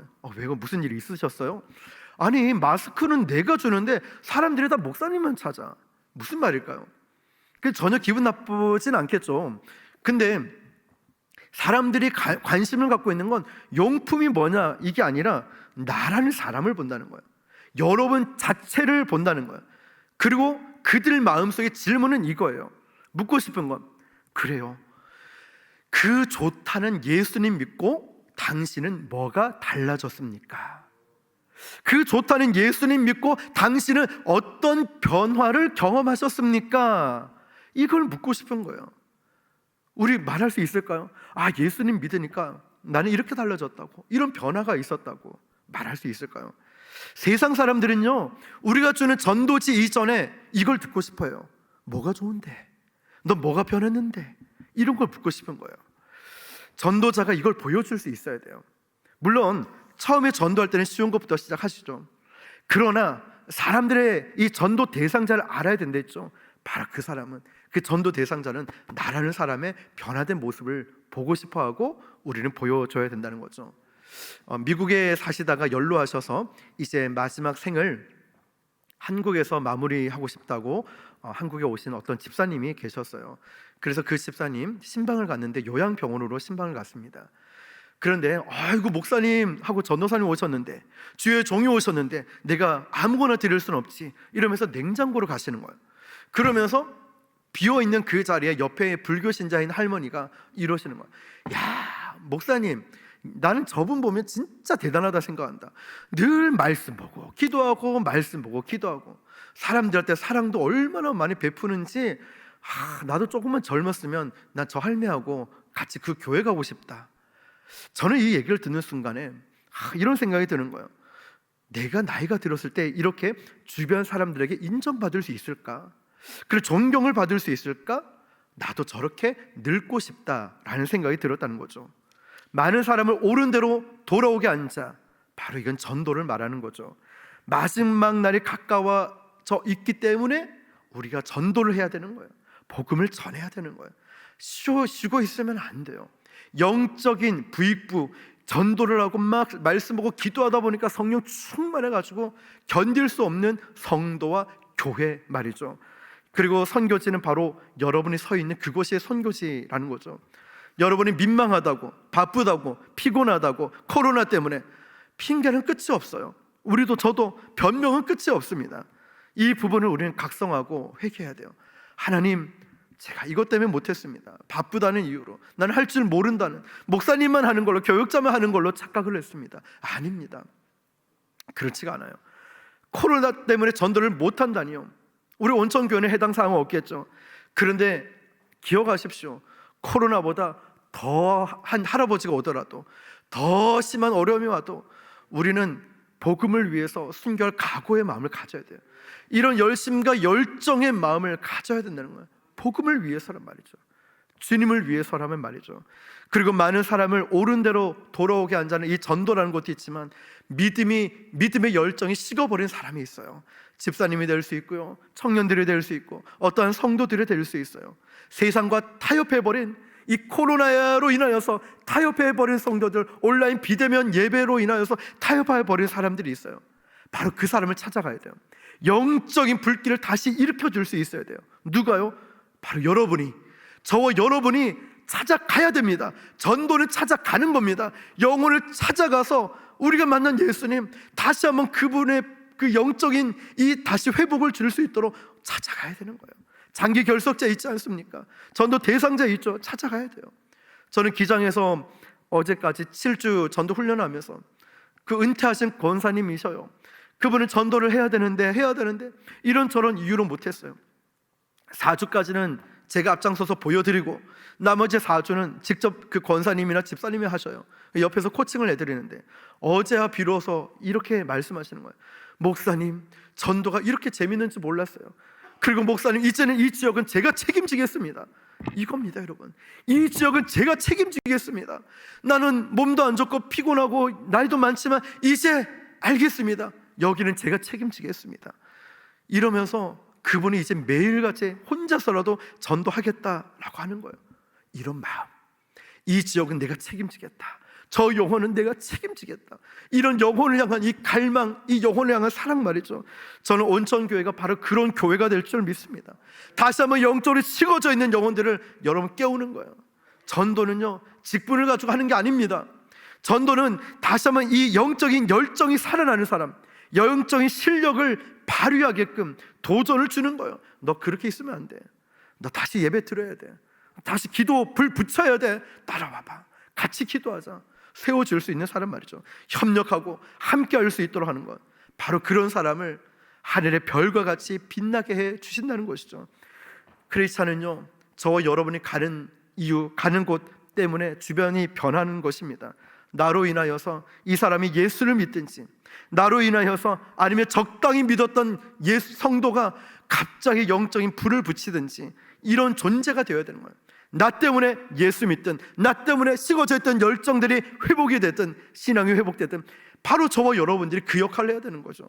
그렇게 제대로 된 영적인 영향력을 발휘하는 사람을 아까 다니엘 말씀처럼 하늘의 별과 같이 칭찬하시겠다. 별을 스타라고 하죠. 내가 하늘에서 너를 스타로 만들어주겠다. 목사라고 칭찬하는 게 아니라, 직분이 많다고 신앙의 연수가 오래됐다고 칭찬하는 게 아니라, 바로 한 영혼 한 영혼을 변화시키고 열정을 불어넣어주고 기도의 자리에, 예배의 자리로 돌아오게끔 만든, 예수님 믿게 해준 너를 내가 하늘의 스타로 만들어주겠다 칭찬하시는 거예요. 여러분, 저는 여기 계신 저와 여러분 모두가 하늘의 스타가 되길 축복합니다. 하나님은 조직이나 건물, 돈을 가지고 일하시는 것이 아니라 사람을 통해 일하십니다. 망해버린 나라 이스라엘을 보십시오. 다니엘 한 사람을 세워서 하늘의 별과 같이 빛나게 하셨습니다. 바로 어렵고 힘든 이 시대에 우리 온천교회, 또 저 여러분을 통하여서 바로 이 망해가던 이 땅, 이 나라가 새롭게 부흥의 역사가 일어나는 놀라운 통로로 사용해 주실 줄 믿습니다. 하늘의 별과 같이 쓰실 거예요. 하늘의 별과 같이 빛나게 만들어 주실 것입니다. 여러분, 그러기 위해서는 여러분이 서 있는 이 자리를 성실하게 지켜야 됩니다. 성실하게, 비가 와도 눈이 와도 아파도 힘이 들어도 억울하고 답답해도 그 자리를 지켜야 되는 것이에요. 다니엘 12장 13절 보니까 너는 가서 마지막을 기다리라. 이는 내가 평안히 쉬다가 끝날에 내 몫을 누릴 것임이라. 너는 가서 마지막을 기다리라. 영어 성경에 보니까 마지막까지 너의 갈 길을 가라. 마지막까지 너의 사명을 좀 잘 감당하라는 거예요. 중간에 포기한 분 계십니까? 아니면 여기는 안 계시지만 중간에 주저앉아 있는 분 계십니까? 주님이 말씀하시는 거예요. 내 수명이 닿을 때까지, 하늘나라 천문천사의 나팔 소리가 들릴 때까지 너희가 처해 있는 이 현실에서 지금까지 하던 그대로 성실하게 끝까지 잘 감당하라는 거예요. 여러분, 혹시 너무 힘든 분 계십니까? 전도가 힘들어요. 왜 우리는 이렇게 전도를 열심히 해야 돼요? 신앙생활 하기도 힘든데, 교회 오기도 힘든데 왜 이것도 해야 돼요? 너무 지치고 힘든 분 계십니까? 물론 코로나로 인해, 물론 먹고 살기 힘들어서 여러 가지로 지친 분들이 계실 거예요. 제가 어떤 기사를 하나 봤습니다. 육상 빌딩 높은 빌딩을 청소하시는 분이 계셨는데 얼마나 무섭겠습니까? 바람이 불면 이 건물 자체가 막 흔들리지 않습니까? 그래서 어떤 기자가 물어봤대요. 아니, 이 63 빌딩에서 이 청소하는 거, 이게 유리창 닦고 무섭지 않냐고. 근데 이 청소하시는 분이 뭐라고 얘기하냐면, 땅만 내려다보지 않으면 안 무섭다는 거예요. 땅만, 밑에만 쳐다보지 않으면. 그래서 그분은 청소를 하면서 항상 하늘을 쳐다본대요. 청소를 하면서.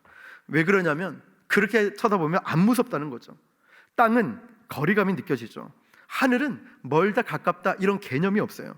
그래서 하늘을 쳐다보고 닦으니까 그 높은 데서도 공포가 느껴지지 않다는 거예요. 여러분은 왜 걱정이 많고 왜 근심 걱정, 공포, 두려움이 많을까요? 우리가 땅을 너무 열심히 쳐다보기 때문에 그런 거 아니에요. 인터넷 기사 뉴스를 보면 우리나라는 망할 것 같고 전쟁 터질 것 같아요. 그런데 하나님 말씀을 들으니까 영혼이 살아나요. 하나님께 기도하고 하나님의 음성을 들으니까 내 영혼이 막 살아나는 거예요. 그래서 눈을 보라, 하늘을 바라보라. 눈을 들어 예수를 바라보라. 너의 시선을 뺏기지 말라는 거예요. 주님을 향한 이 시선, 주님을 향한 이 마음은 천국 소망을 뺏기지 말라는 것이죠. 그날이 축제의 날이 될 것이다. 그 날을 바라보면서 복음을 전하라는 거예요. 여러분, 하늘을 쳐다보십시오. 천국 소망을 가지시길 축복합니다.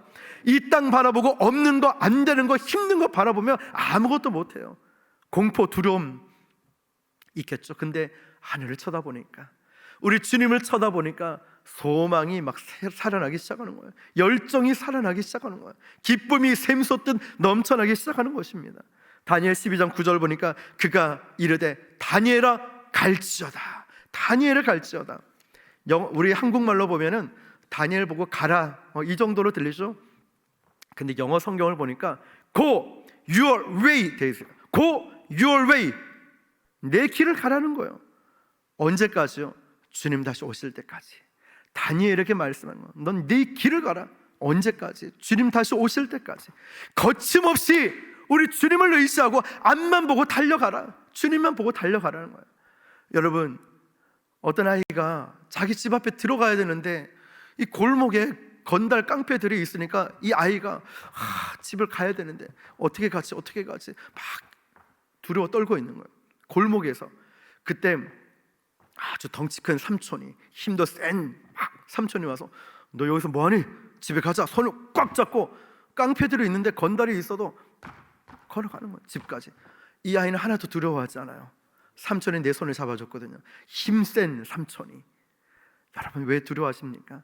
주님이 우리의 손을 잡고 계신데, 주님이 우리 앞장서 대장돼서 가고 계신데 왜 두려워하십니까? 왜 걱정하십니까? 왜 염려하십니까? 주님이 나의 손을 꼭 잡고 힘세게 이 상황을 뚫고 지나가고 있는데 걱정하지 마십시오. 두려워하지 마십시오. 하나님이 저와 여러분을 지키시고 온천 교회를 지켜주시고 앞서 달려가시면서 인도해 주심을 믿으시길 바랍니다. 가야 됩니다. Go your way. 내 길을 가라. 주님 다시 오실 그날까지 거침없이 멈추지 말고 달려갈 수 있길 바랍니다. 그래서 저는 온천교회가 우리 부산의 이 부흥을 선도하는 교회가 되고, 이 지역을 변화시키는 교회가 되고, 이 민족을 살리는 교회가 될 수 있기를 축복합니다.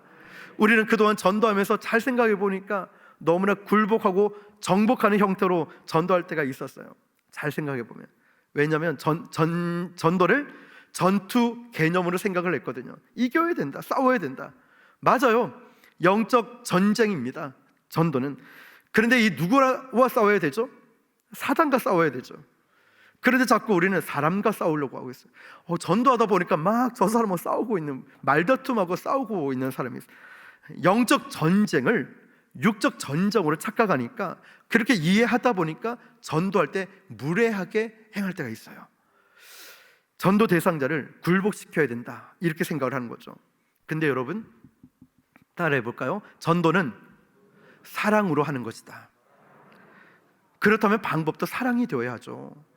친절하게 예의를 가지고 접근해야 함에도 불구하고 마치 전도 대상자, 믿지 않는 사람을 사탄처럼 생각하고 과격하게, 예수 안 믿으면 저주받을 거야, 너무 말을 함부로 던질 때가 있어요. 전도 대상자를 친구가 아닌 적으로 생각했던 개념들이 바뀌어야 돼요. 기도하는 가운데 영적 싸움에서 이기기 위해서는 우리가 씨름하고 사탄과 전쟁하는 자세는 필요합니다. 그러나 사람을 대할 때는 어떤 자세나 용어 사용하는 것부터 거부감을 일으키기보다는 앞서 말씀드렸듯이 전도는 사랑입니다. 사람들은요, 전도를 가다 보면 좋은 친구를 만나고 싶어 해요. 너무 힘든 분들이 의외로 많아요. 참, 예수님을 전한다고 하는 것은 뭘까요? 좋은 친구를 소개해 주는 거예요. 예수님이 우리 친구 아니십니까? 예수님 소개해 준다는 건 좋은 친구를 소개해 주는 거예요. 그렇다면 전도 대상자와 우리가 친구인 예수님을 좋은 친구를 만들고 이 친구 관계를 회복해 나가야 되는 모습 아니겠습니까? 중요한 것은 복음에 관심이 없는 이 전도 대상자들에게 어떻게 다가설까요? 제가 며칠 전에 전도를 이제 막 하다가 손님들 계실 때는 한마디만 던지고 가요. 어머님 별일 없으시죠? 어머님 별일 없으시죠? 사장님 괜찮으세요? 그런데 오뎅 가게 사장님이었던 어머님이 나지막한 목소리로 별일 있어, 별일 있어. 이 작은 미세한 소리가 크게 확대해서 들리는 거예요. 가다가 바로 돌아와서 어머니 별일 있다니요? 폐에 혹이 생겼어 이러면서 우시는 거예요. 무섭다고 우시는 거예요. 애기처럼 막 우시는 거예요. 저는 그때가 바로 복음 전하기 가장 좋은 때라 생각하고 기다렸다가 어머님 그렇죠, 우리가 이 땅에 소망이 없어요. 언젠가 저도 어머님한테 떠나가야 돼요. 예수님, 그래서 제가 계속 예수님 믿으시라고 했잖아요. 제가 복음 전에 예수님 소개해드리고 기도해드릴게요. 그때 복음을 전하고 기도해드렸어요. 이제는 그분이 이제 몸이 안 좋으셔가지고 댁에 계시고 아들이 그 장사를 하고 계셔요. 오늘도 어머니 안 나오셨어요? 어머니 집에서 쉬고 계셔요. 오뎅을 이만큼 싸서 주시는 거예요. 교회에서 신도들하고 나눠 먹어라 이러면서 주시는 거예요. 말 한마디가, 따뜻한 말 한마디가 그 어머님의 마음을 변화시키고 예수님을 믿게 만들었다는 거예요. 여러분 참 귀한 일들 아니겠습니까? 자, 중요한 것은 오늘 예수님이 만나주신 이 사람 주인공이죠. 나다나엘이죠. 나다나엘의 그 이름의 뜻은 하나님의 선물이라는 뜻입니다. 성경학자들은 이 이름을 복음서의 12제자 명단에 나오는 바돌로메였다라고 말을 합니다. 12제자 명단에 바돌로메가 나오면 나다나엘 이름은 나오지 않아요. 공간복음이라 말하는 마태, 마가, 누가복음에는 바돌로메만 등장하고 나다나엘 이름은 요한복음에만 나와 있어요. 어쨌든 동일 인물이라는 거죠. 자, 이 바돌로메라는 것은 바자가 아들이기 때문에 돌로메의 아들이 됩니다. 아버지가 돌로메라는 거죠. 자, 바가 아들이기 때문에 자, 그 정식 이름은 어쨌든 나다나엘입니다. 근데 친구였던 이 빌립의 주선으로 예수님께로 인도되어서 예수님을 만나게 되었어요. 우리는 이 만남을 통해서 보면 이 전도를 어떻게 해야 되는지, 예수님의 이 전도 전략이 어떻게 한지를 볼 수 있게 되는 거죠. 예수님과 나다나엘과 만남을 통해서 우리가 배울 수 있는 게 이 첫 번째가 뭐냐면 약점으로부터 모두가 자유로울 수 없다는 거죠. 성경은 로마서 3장 23절에도 모든 사람이 죄를 범하였음에 하나님의 영광에 이르지 못한다고 했어요. 모든 사람이 이 죄를 피할 수 없다는 거죠. 약점이죠. 약점에서 자유로운 인생은 없다는 거예요. 이야기의 초점은 바로 이겁니다. 근데 예수님께로 인도하고자 할 때도 이 약점이 장애물로 작용할 때가 있습니다. 나다나엘도 예외는 아니었어요. 그 약점이 뭐였냐면 지방에 대한 편견이었습니다.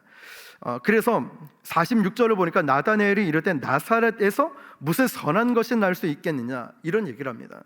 오늘 식으로 말하면 그건 뭐 지방 촌동네에서 뭐 선한 것이 좋은 일이 있겠느냐라고 말합니다.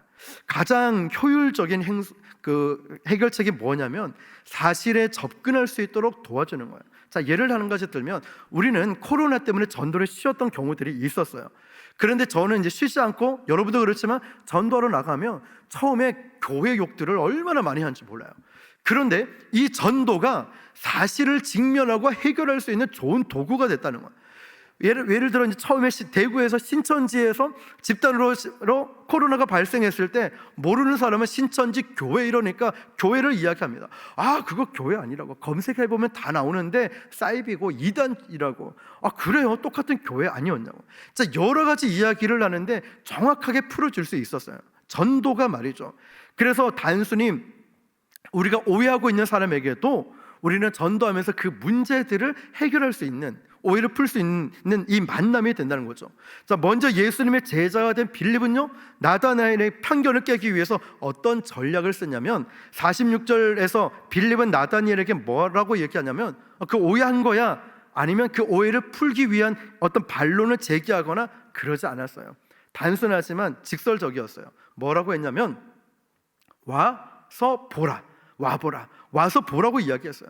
아, 그거 너가 와서 한번 보면 돼, 한번 와봐 라고 얘기한 거죠. 직접 확인해 보면 되잖아. 빌립은 이런 전략으로 나다나엘의 편견을, 약점을 깼던 것이죠. 빌립은 이처럼 이웃을 향해서 와보라 라고 이야기를 합니다. 먼저 우리는 그래서 기도하고 나서 교회로 초청을 합니다. 그런데 요즘 교회 오라고 하면 쉽게 잘 오지 않죠. 물론 코로나로 인해서 교회 오는 것도 굉장히 조심스럽다라고 합니다. 근데 여러분, 그렇다고 멈출 건 아니잖아요. 기도하면서 전략을 세워요. 기도하면서 하나님의 인도하심을 받는 거예요. 그러면 하나님이 주신 마음은 이거예요. 그러면 어떻게 그 사람을 마음을 움직여서 교회로 데려올 수 있을까? 예수님 믿게 할 수 있을까? 사람은요, 설명하고 설득한다고 움직이는 게 아니에요. 오늘날의 시대를 어떤 시대라고 하냐면 감성 시대라고 말합니다. 사람의 마음은 감동을 받을 때 움직이는 거죠. 저는 일본 선교를 10여 년 이렇게 다녔습니다. 근데 선교사님과 얘기하다가 선교사님이 이런 말씀을 하시는 거예요. 뭐라고 하냐면, 목사님, 예전에 아주 오래된 드라마인데 한 번씩 그 일본 TV에서 이 드라마를 틀어준대요. 겨울연가, 배용준 나오는 거 있죠, 연사마. 자, 겨울연가가 나올 때 어떤 일이 있는지 아세요? 선교사님, 어떤 일이 있었어요?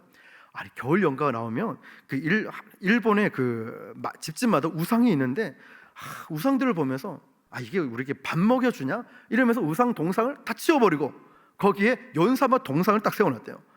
그리고 추울 때는 히타 바람을 쫙 틀어가지고 그 동상에 틀어주고, 여름에는 더울까봐 에어컨이나 선풍기를 틀어주고, 또 겨울 연가가 방영될 때쯤에는 일본 사람들이, 아줌마들이 목욕을 30분 전에 딱 재개하고 딱 공선에 앉아서 드라마 시청을 한다고 합니다. 근데 선교사님이 그러는 거예요.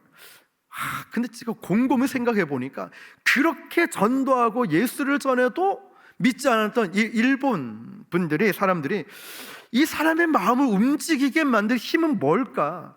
누가 설명해줬을까? 아니면 설득을 했을까? 왜 움직였을까? 라고 생각해 보니까 좋은 느낌을 받았구나. 다시 말하면 감동을 받았구나.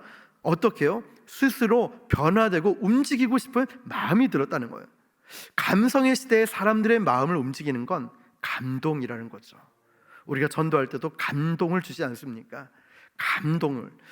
예를 한 가지 더 들어보면, 저는 집이 안락동에 있습니다. 안락동을 가다 보면은 참 치과도 많이 있고 내과도 많이 있어요. 요양병원도 많이 있고. 그런데 예전에는 김땡땡 치과, 이지훈 치과, 이런 치과 이름을 딴 치과들이 많이 있었어요. 근데 요즘 치과 이름 보면은 하나도 안 아픈 치과, 빨리 낫는 치과. 이름을 한번 보시면은 생각해 보세요. 이지훈 치과 가고 싶어요? 하나도 안 아픈 치과 가고 싶어요? 하나도 안 아픈 치과 가고 싶어요. 내과도 보면 예전에 이름 이지훈 내과가 있었고 동네 이름 딴 내과가 있었는데 요즘은 속편한 내과. 어디를 가겠습니까? 속편한 내과로 가죠. 저희 집 앞에 보면 봉생병원도 있는데 그 옆에 보면 요양병원 이름이 좋은 애인 요양병원이에요. 그러니까 애인이 있는 곳에 가고 싶지 않겠습니까? 자, 어쨌든 이름을 왜 바꿨을까 한번 생각해 보세요. 감성을 자극해서 감동을 줘서 사람들을 모으겠다는 거죠. 자, 그러면 여기서 결론에 도달하는 건 사람을 움직이게 만드는 원동력, 힘이 뭐냐면 감동이었다는 거죠. 저는 저와 여러분들이 이 지역의 주변 사람들에게 감동을 주는 여러분 되시길 축복합니다. 자, 요즘 사람은 논리와 설명이 아니라 바로 감동을 받길 원해요. 너무 힘든 분들, 어려운 분들 많이 있고 위로받고 싶은 분들이 많이 있기 때문이죠. 나는 그런 얘기 좀 안 듣고 싶어. 근데 아까 말씀드렸듯이, 어머님 무슨 일 있으세요? 이 한마디에, 힘들지 않으세요? 이 한마디에 그 마음이 움직여요. 그래서 여러 가지 식품을 파는 한 젊은 그 사장님이 계셔요. 아들, 딸이 있는데 아들이 서울에 있는데 어떤 힘든 일이 생긴 거예요. 법적으로 문제가 생긴 거예요.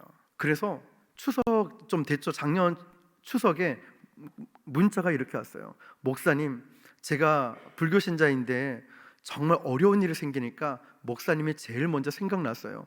염치 불구하고 제가 문자 드리는데 혹시 좀 도와주실 수 있습니까? 제가 답장을 보내고 다음 날 바로 찾아갔어요. 이분은 울면서 아들이 당한 안타까운 사연을 얘기하는 거예요. 또 딸도 안타깝게 이제 고등학교를 이제 중퇴를 이제 하고 일을 하게 됐어서 어려운 일이 당해서 이 집안에 자꾸 그런 힘든 일이 생긴 거예요.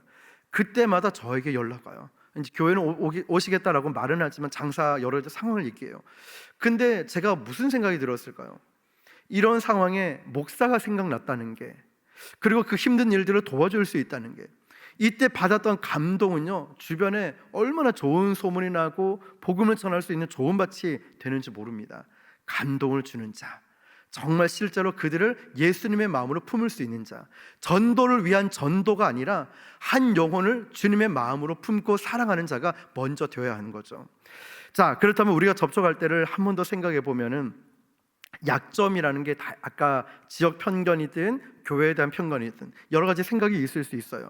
자, 그러면 그 마음의 단점을 이해하고 인정하고 또 그런 마음을 품어주는 자세가 필요하다는 거죠.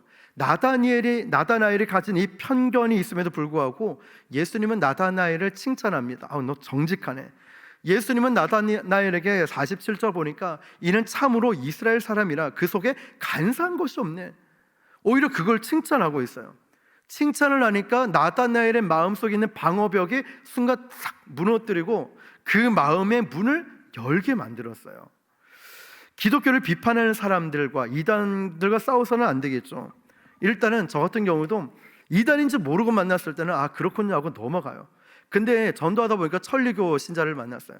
그때 이단을 만나거나 불신자나 거절하는 사람을 만났을 때 대처하는 법은 질문을 통한 대처가 있습니다.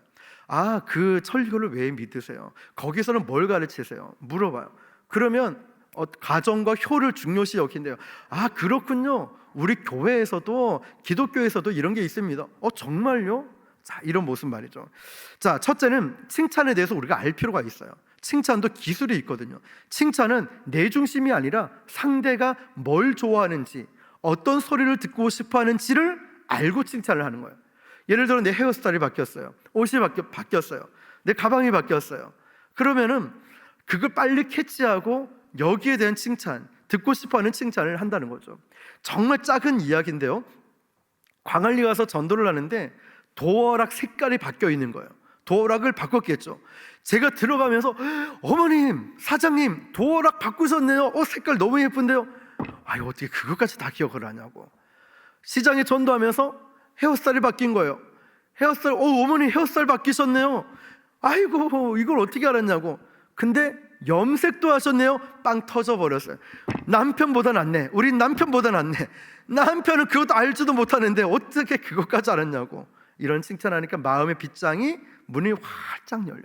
칭찬, 우리가 시간이 된다면 좀 같이 칭찬도 나누면서 격려하면 좋겠지만, 일단 가시면서 한번 이 말씀을 기억하면서 칭찬을 해보시고 칭찬을 한번 들어보시면 마음이 참 행복해집니다. 우리는 칭찬에 인색하거나 칭찬을 안 하고 살 때가 많지 않습니까? 다른 사람을 칭찬할 때 우리는 내 관심이 아니라 상대방 입장에서.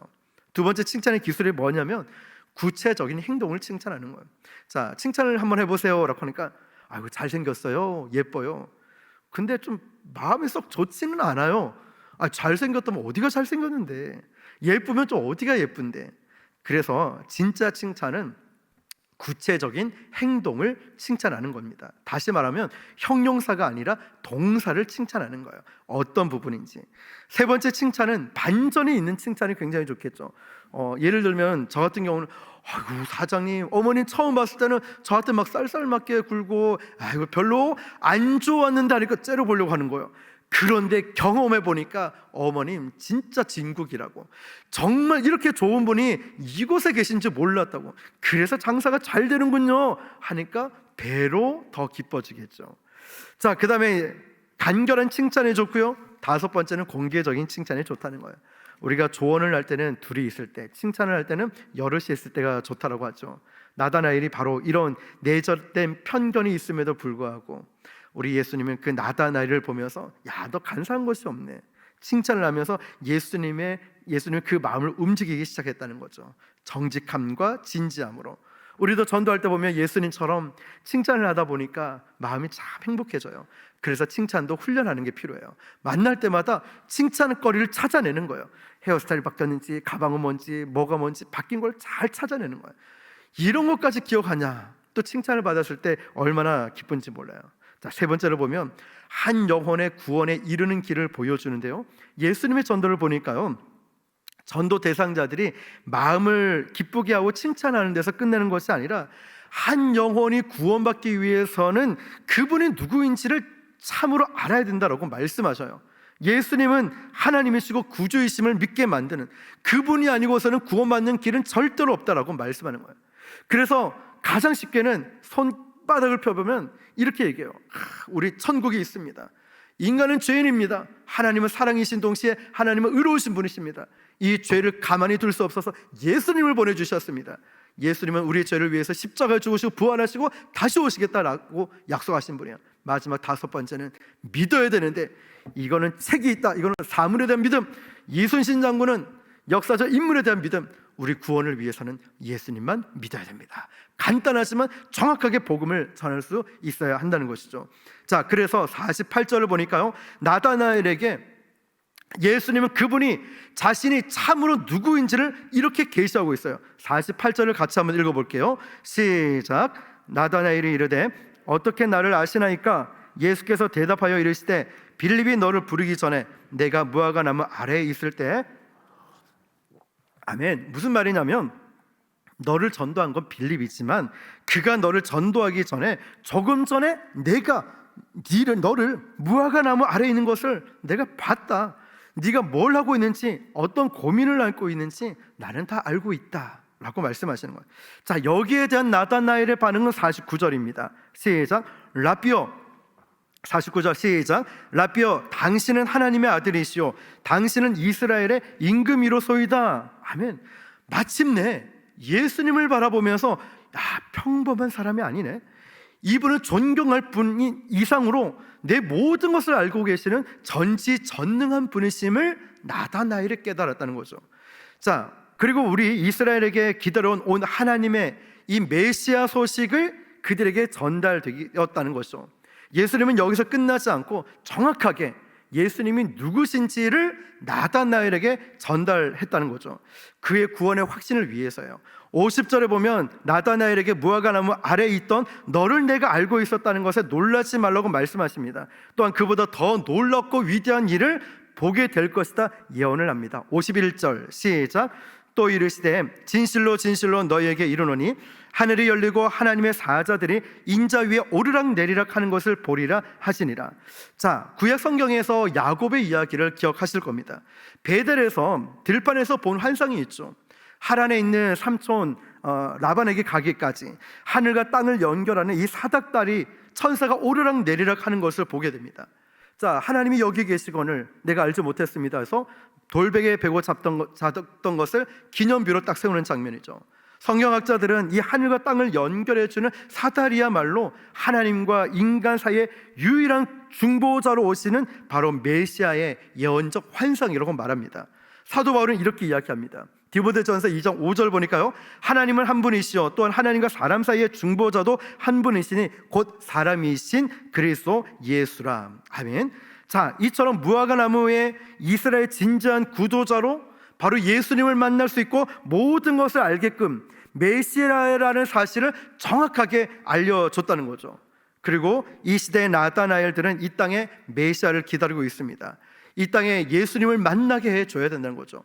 우리가 날마다 이런 시간들이 있을 거라고 생각하지만 예수를 믿다가 낙심한 자든 무신론자이든 불교 신자이든 안티 기독교인들이든 예수가 메시아입니다, 예수가 우리의 구원자입니다, 이걸 말할 수 있고 담대하게 알려줄 수 있어야 된다는 것이죠.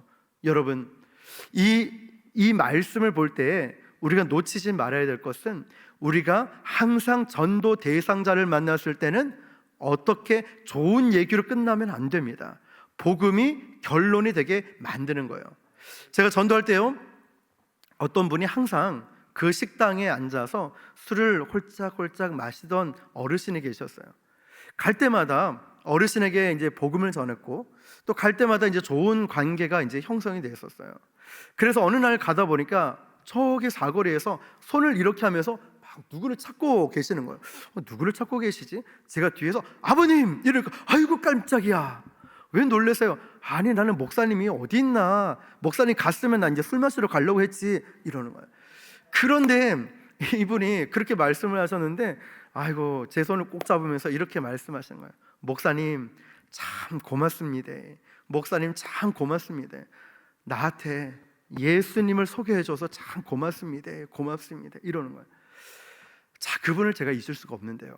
근데 그러고 얼마 지나서 거기 식당에 또 들어갔는데, 어머님 안녕하세요. 오늘 그 아버님이 안 보이시네요. 어디 가셨어요? 그 어머님이 펑펑 눈물을 쏟아내시는 거예요. 어머니 무슨 일 있으세요? 왜 그러세요? 아무도 그 아저씨를 안 찾는데 목사님만 찾네요. 아무도 그 어르신을 안 찾는데 목사님만 찾네요. 펑펑 우시는 거예요. 어디 가셨나? 병원에 입원하셨는가? 아니 왜 그러세요? 했는데 그 아저씨가 3일 전에 돌아가셨다는 거예요. 저도 거기서 막 눈물이 막 펑펑 쏟아지는데, 그러고 나서 한참 있다 제 마음에 어떤 생각 들었냐면, 예수님 전하기 정말 잘했다.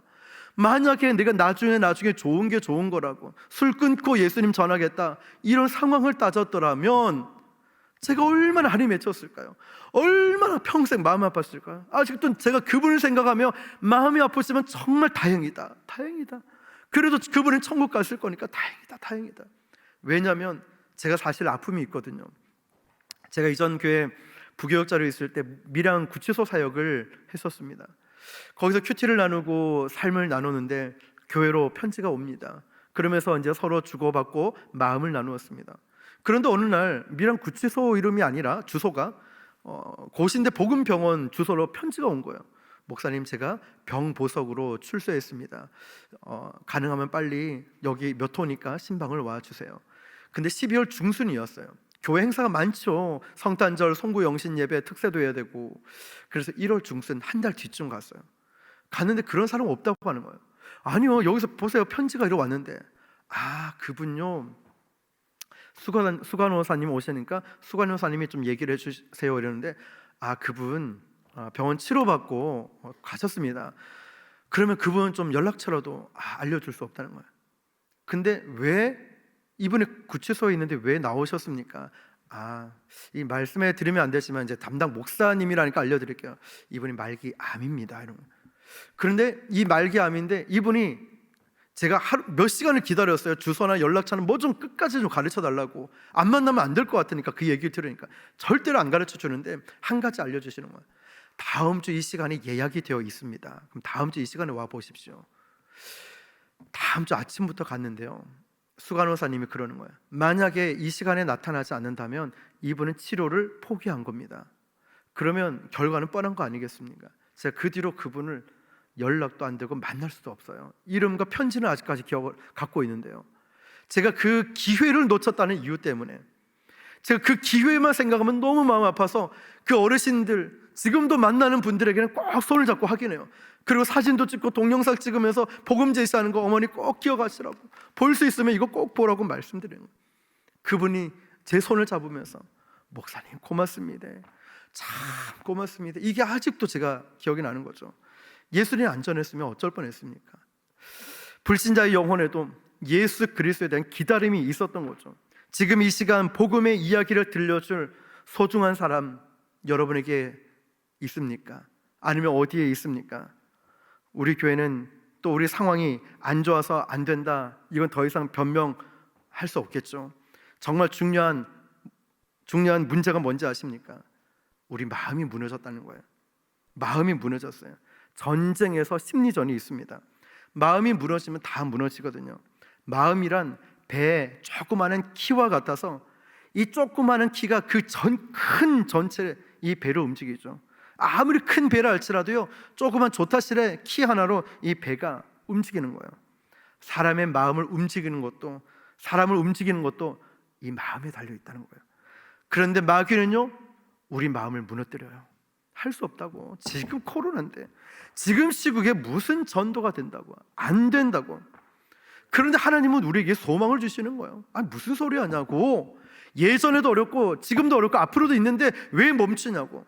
마귀는 자꾸만 말로 넘어뜨리고, 하나님은 말씀으로 우리에게 생명을 주시는데, 선악과를 보십시오. 하나님은 분명히 말씀하셨죠. 선악과를 따먹으면. 근데 마귀는 뭐라고 합니까? 정령 죽을까 하노라. 말로 무너뜨리는 거예요. 이게 히브리어 이 원어로 보면은 딱 두 단어라고 합니다. 두 단어. 근데 두 단어가 뭡니까? 우리는 한 단어만 들어도 우리는 시험 들 것 같은데, 그래서 마음을 잘 지키는 거예요. 물을 지킬 만한 것보다 더욱 내 마음을 지키라. 생명의 근원이 이곳에서 난다는 거죠. 교회만이 주님은 희망이라고 말씀하시는 거예요. 우리 인생의 피곤한 길이 멀어서 피곤한 게 아닙니다. 길을 모르니까 피곤하고 힘들고 두려운 거죠. 길을 가도 길을 알고 가는 사람을 여행자라고 하죠. 길을 모르고 가는 사람은 방랑자라고 합니다. 너무 힘들고 피곤해요. 근데 우리 한 치 앞도 내다볼 수 없는 우리의 인생이라 할지라도 바로 저와 여러분의 인생을 우리 주님이 끌고 가십니다. 그래서 우리는 어떤 미래가 온다 할지라도 두려워하지 않아요. 왜냐? 주님의 손만 붙잡고 가면 되니까. 조용히 쌓이는 눈을 보십시오. 어느 날 아침에 일어나니까 나뭇가지가 꺾어져 버린 거예요. 차분하게 전도하고 차분하게 쌓였던 이 실력이 어느 순간에 폭발하는 거예요. 열심히 전도하고 피곤해도 전도하고 열심히 기도했던 분들이 어느 날 영적 실력과 영적인 파워가 나타난다는 것이죠. 호날두나 메시 같은 선수가 하루아침에 대스타가 됐겠습니까? 아니죠. 어렸을 때부터 충분한 노력과 열심이 있었기 때문이죠. 일반 선수들보다 더 열심히. 우리 온천교회처럼 말이에요. 수없이 남이 보이지 않는 데서 영적인 실력을 쌓아가는 거예요. 그래서 정말 필요할 때 모세는 신의 광야에서 80년이라는 시간을 훈련을 받으며 영적 내공을 쌓지 않습니까? 그러니까 그 200만 대군을 이끌고 홍해 앞에 딱 섰을 때 두 손을 들고 기도하지 않습니까?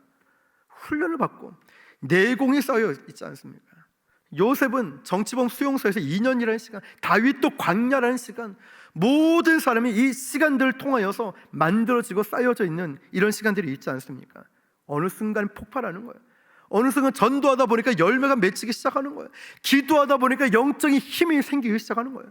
믿음의 세계도 마찬가지입니다. 결정적인 순간에 홍해를 가르려면 매일매일 하나님을 신뢰하는 영적인 투자가 있어야 되는 거예요. 매일매일 말이에요. 그래서 내 안에 무의식 속에 믿음의 실력, 영적인 내공을 계속 쌓아가야 되는 거예요. 오늘도 기도하고 내일도 기도하고 전도하고 말씀 보면서. 오순절 성령 강림 사건이 그냥 일어난 게 아니죠. 믿음의 120명 성도들은 눈물로 기도한 결과 성령이 불같이 매일매일 지루하지 않겠습니까? 매일매일 답답하지 않을까요? 생각해 보십시오. 바란 광야의 가데스 바네아에서 이 12명의 정탐꾼, 특히 10명은 믿음 없음을 고백했지만 여호수아 갈렙은 믿음을 선포했습니다. 그런데 똑같이 40년을 광야에서 머물러 있었을 때 생각해 보셨습니까? 여호수아 갈렙은 억울하죠. 아니 나는 믿음을 선포했는데 왜 나까지 똑같이 광야에 40년을 있어야 됩니까? 억울하죠. 여호수아 갈렙 입장을 생각해 보면. 그런데 어떻게 그 하루하루를 견뎌낼 수 있을까요? 날마다 한 걸음 한 걸음 주 예수와 동행하며 말씀을 보며 주님을 의지했기 때문이에요. 날마다. 그래서 여호수아는 모세에 이어 지도자로, 갈렙은 이 산지를 내게 주시옵소서 믿음을 선포하지 않습니까? 여러분도 모르는 사이에 하루하루 쌓다 보면 지루한 시간이 될 줄 모르지만 영적인 근육이 조금씩 쌓이는 거예요. 전도에, 기도에 이런 능력들이 쌓이는 거예요. 운동해 보신 분은 알겠지만 운동 조금만 쉬면은 이 배에 왕자도 없어지고 근육 다 빠져버려요. 영적인 것도 마찬가지예요. 하루만 조금만 게을리 하다 보면은 쉽게 넘어져 버려요. 오늘 기도 쉬지, 전도 좀 쉬자. 하루하루 쌓여갔는데 쉬다 보니까 이 힘이, 근육이 빠져버려요. 영적인 근육이. 여호와를 신뢰한다는 건요 다른 게 아니에요. 우리가 하나님을 신뢰한다는 것은 매일의 결단 삶을 통해서 영적인 근육을 계속해서 갖춰 나가라는 거예요. 그런데 한 가지만 더 생각해보고 마칠게요. 반대의 경우도 있다는 것도 기억하십시오. 날마다 성실하게 영적인 일에 투자하지 않으면요 어느 날 갑자기 영적인 힘을 발휘해야 될 그 시간에 영적인 낭패를 볼 수 있어요. 넘어져요. 쓰러집니다. 그래서 우리가 매일매일 순간 이 믿음의 결정을 하고 살아가는가는 이 결과를 보면 알 수 있죠. 그래서 오늘 저와 여러분들이 이 계기를 통하여서 전도는 내 힘으로 하는 게 아닙니다. 성령의 힘으로 하고 성령께서 역사하셔야만 됩니다. 오늘 이 기도하면서 매일매일 주 예수와 동행하면서 영적인 힘을 공급받고 영적인 능력 가운데 쓰임받을 수 있길 바랍니다. 그래야 진짜 영적 힘을 발휘해야 될, 복음을 선포해야 될 그 시간에 헛스윙을 하지 않습니다. 그때 진짜 주님의 능력이 우리의 삶에 필요할 때 나타나게 될 것입니다. 하나님을 신뢰하십시오. 끊임없이 신뢰하십시오. 하루하루가 쌓여서 영성이 되고 하루하루가 쌓여서 실력이 되는 것입니다. 그래서 저와 여러분들이 오늘 이 시간도 주님, 제가 이 복음을 위해서 제 인생을, 제 모든 것을 쏟아붓고 살겠습니다. 나는 두렵고 힘들지만 하나님을 더 의지하며 살아가겠습니다. 하나님, 이 지역이 우리 교회로 나 때문에 변화되는 성령의 놀라운 역사들이 일어나게 하여 주시옵소서. 오늘 저와 여러분들이 주님의 그 가신 발자취를 쫓아 끝까지 이 사명 감당 잘 감당하는 저와 여러분 될 수 있기를 주님의 이름으로 축원합니다.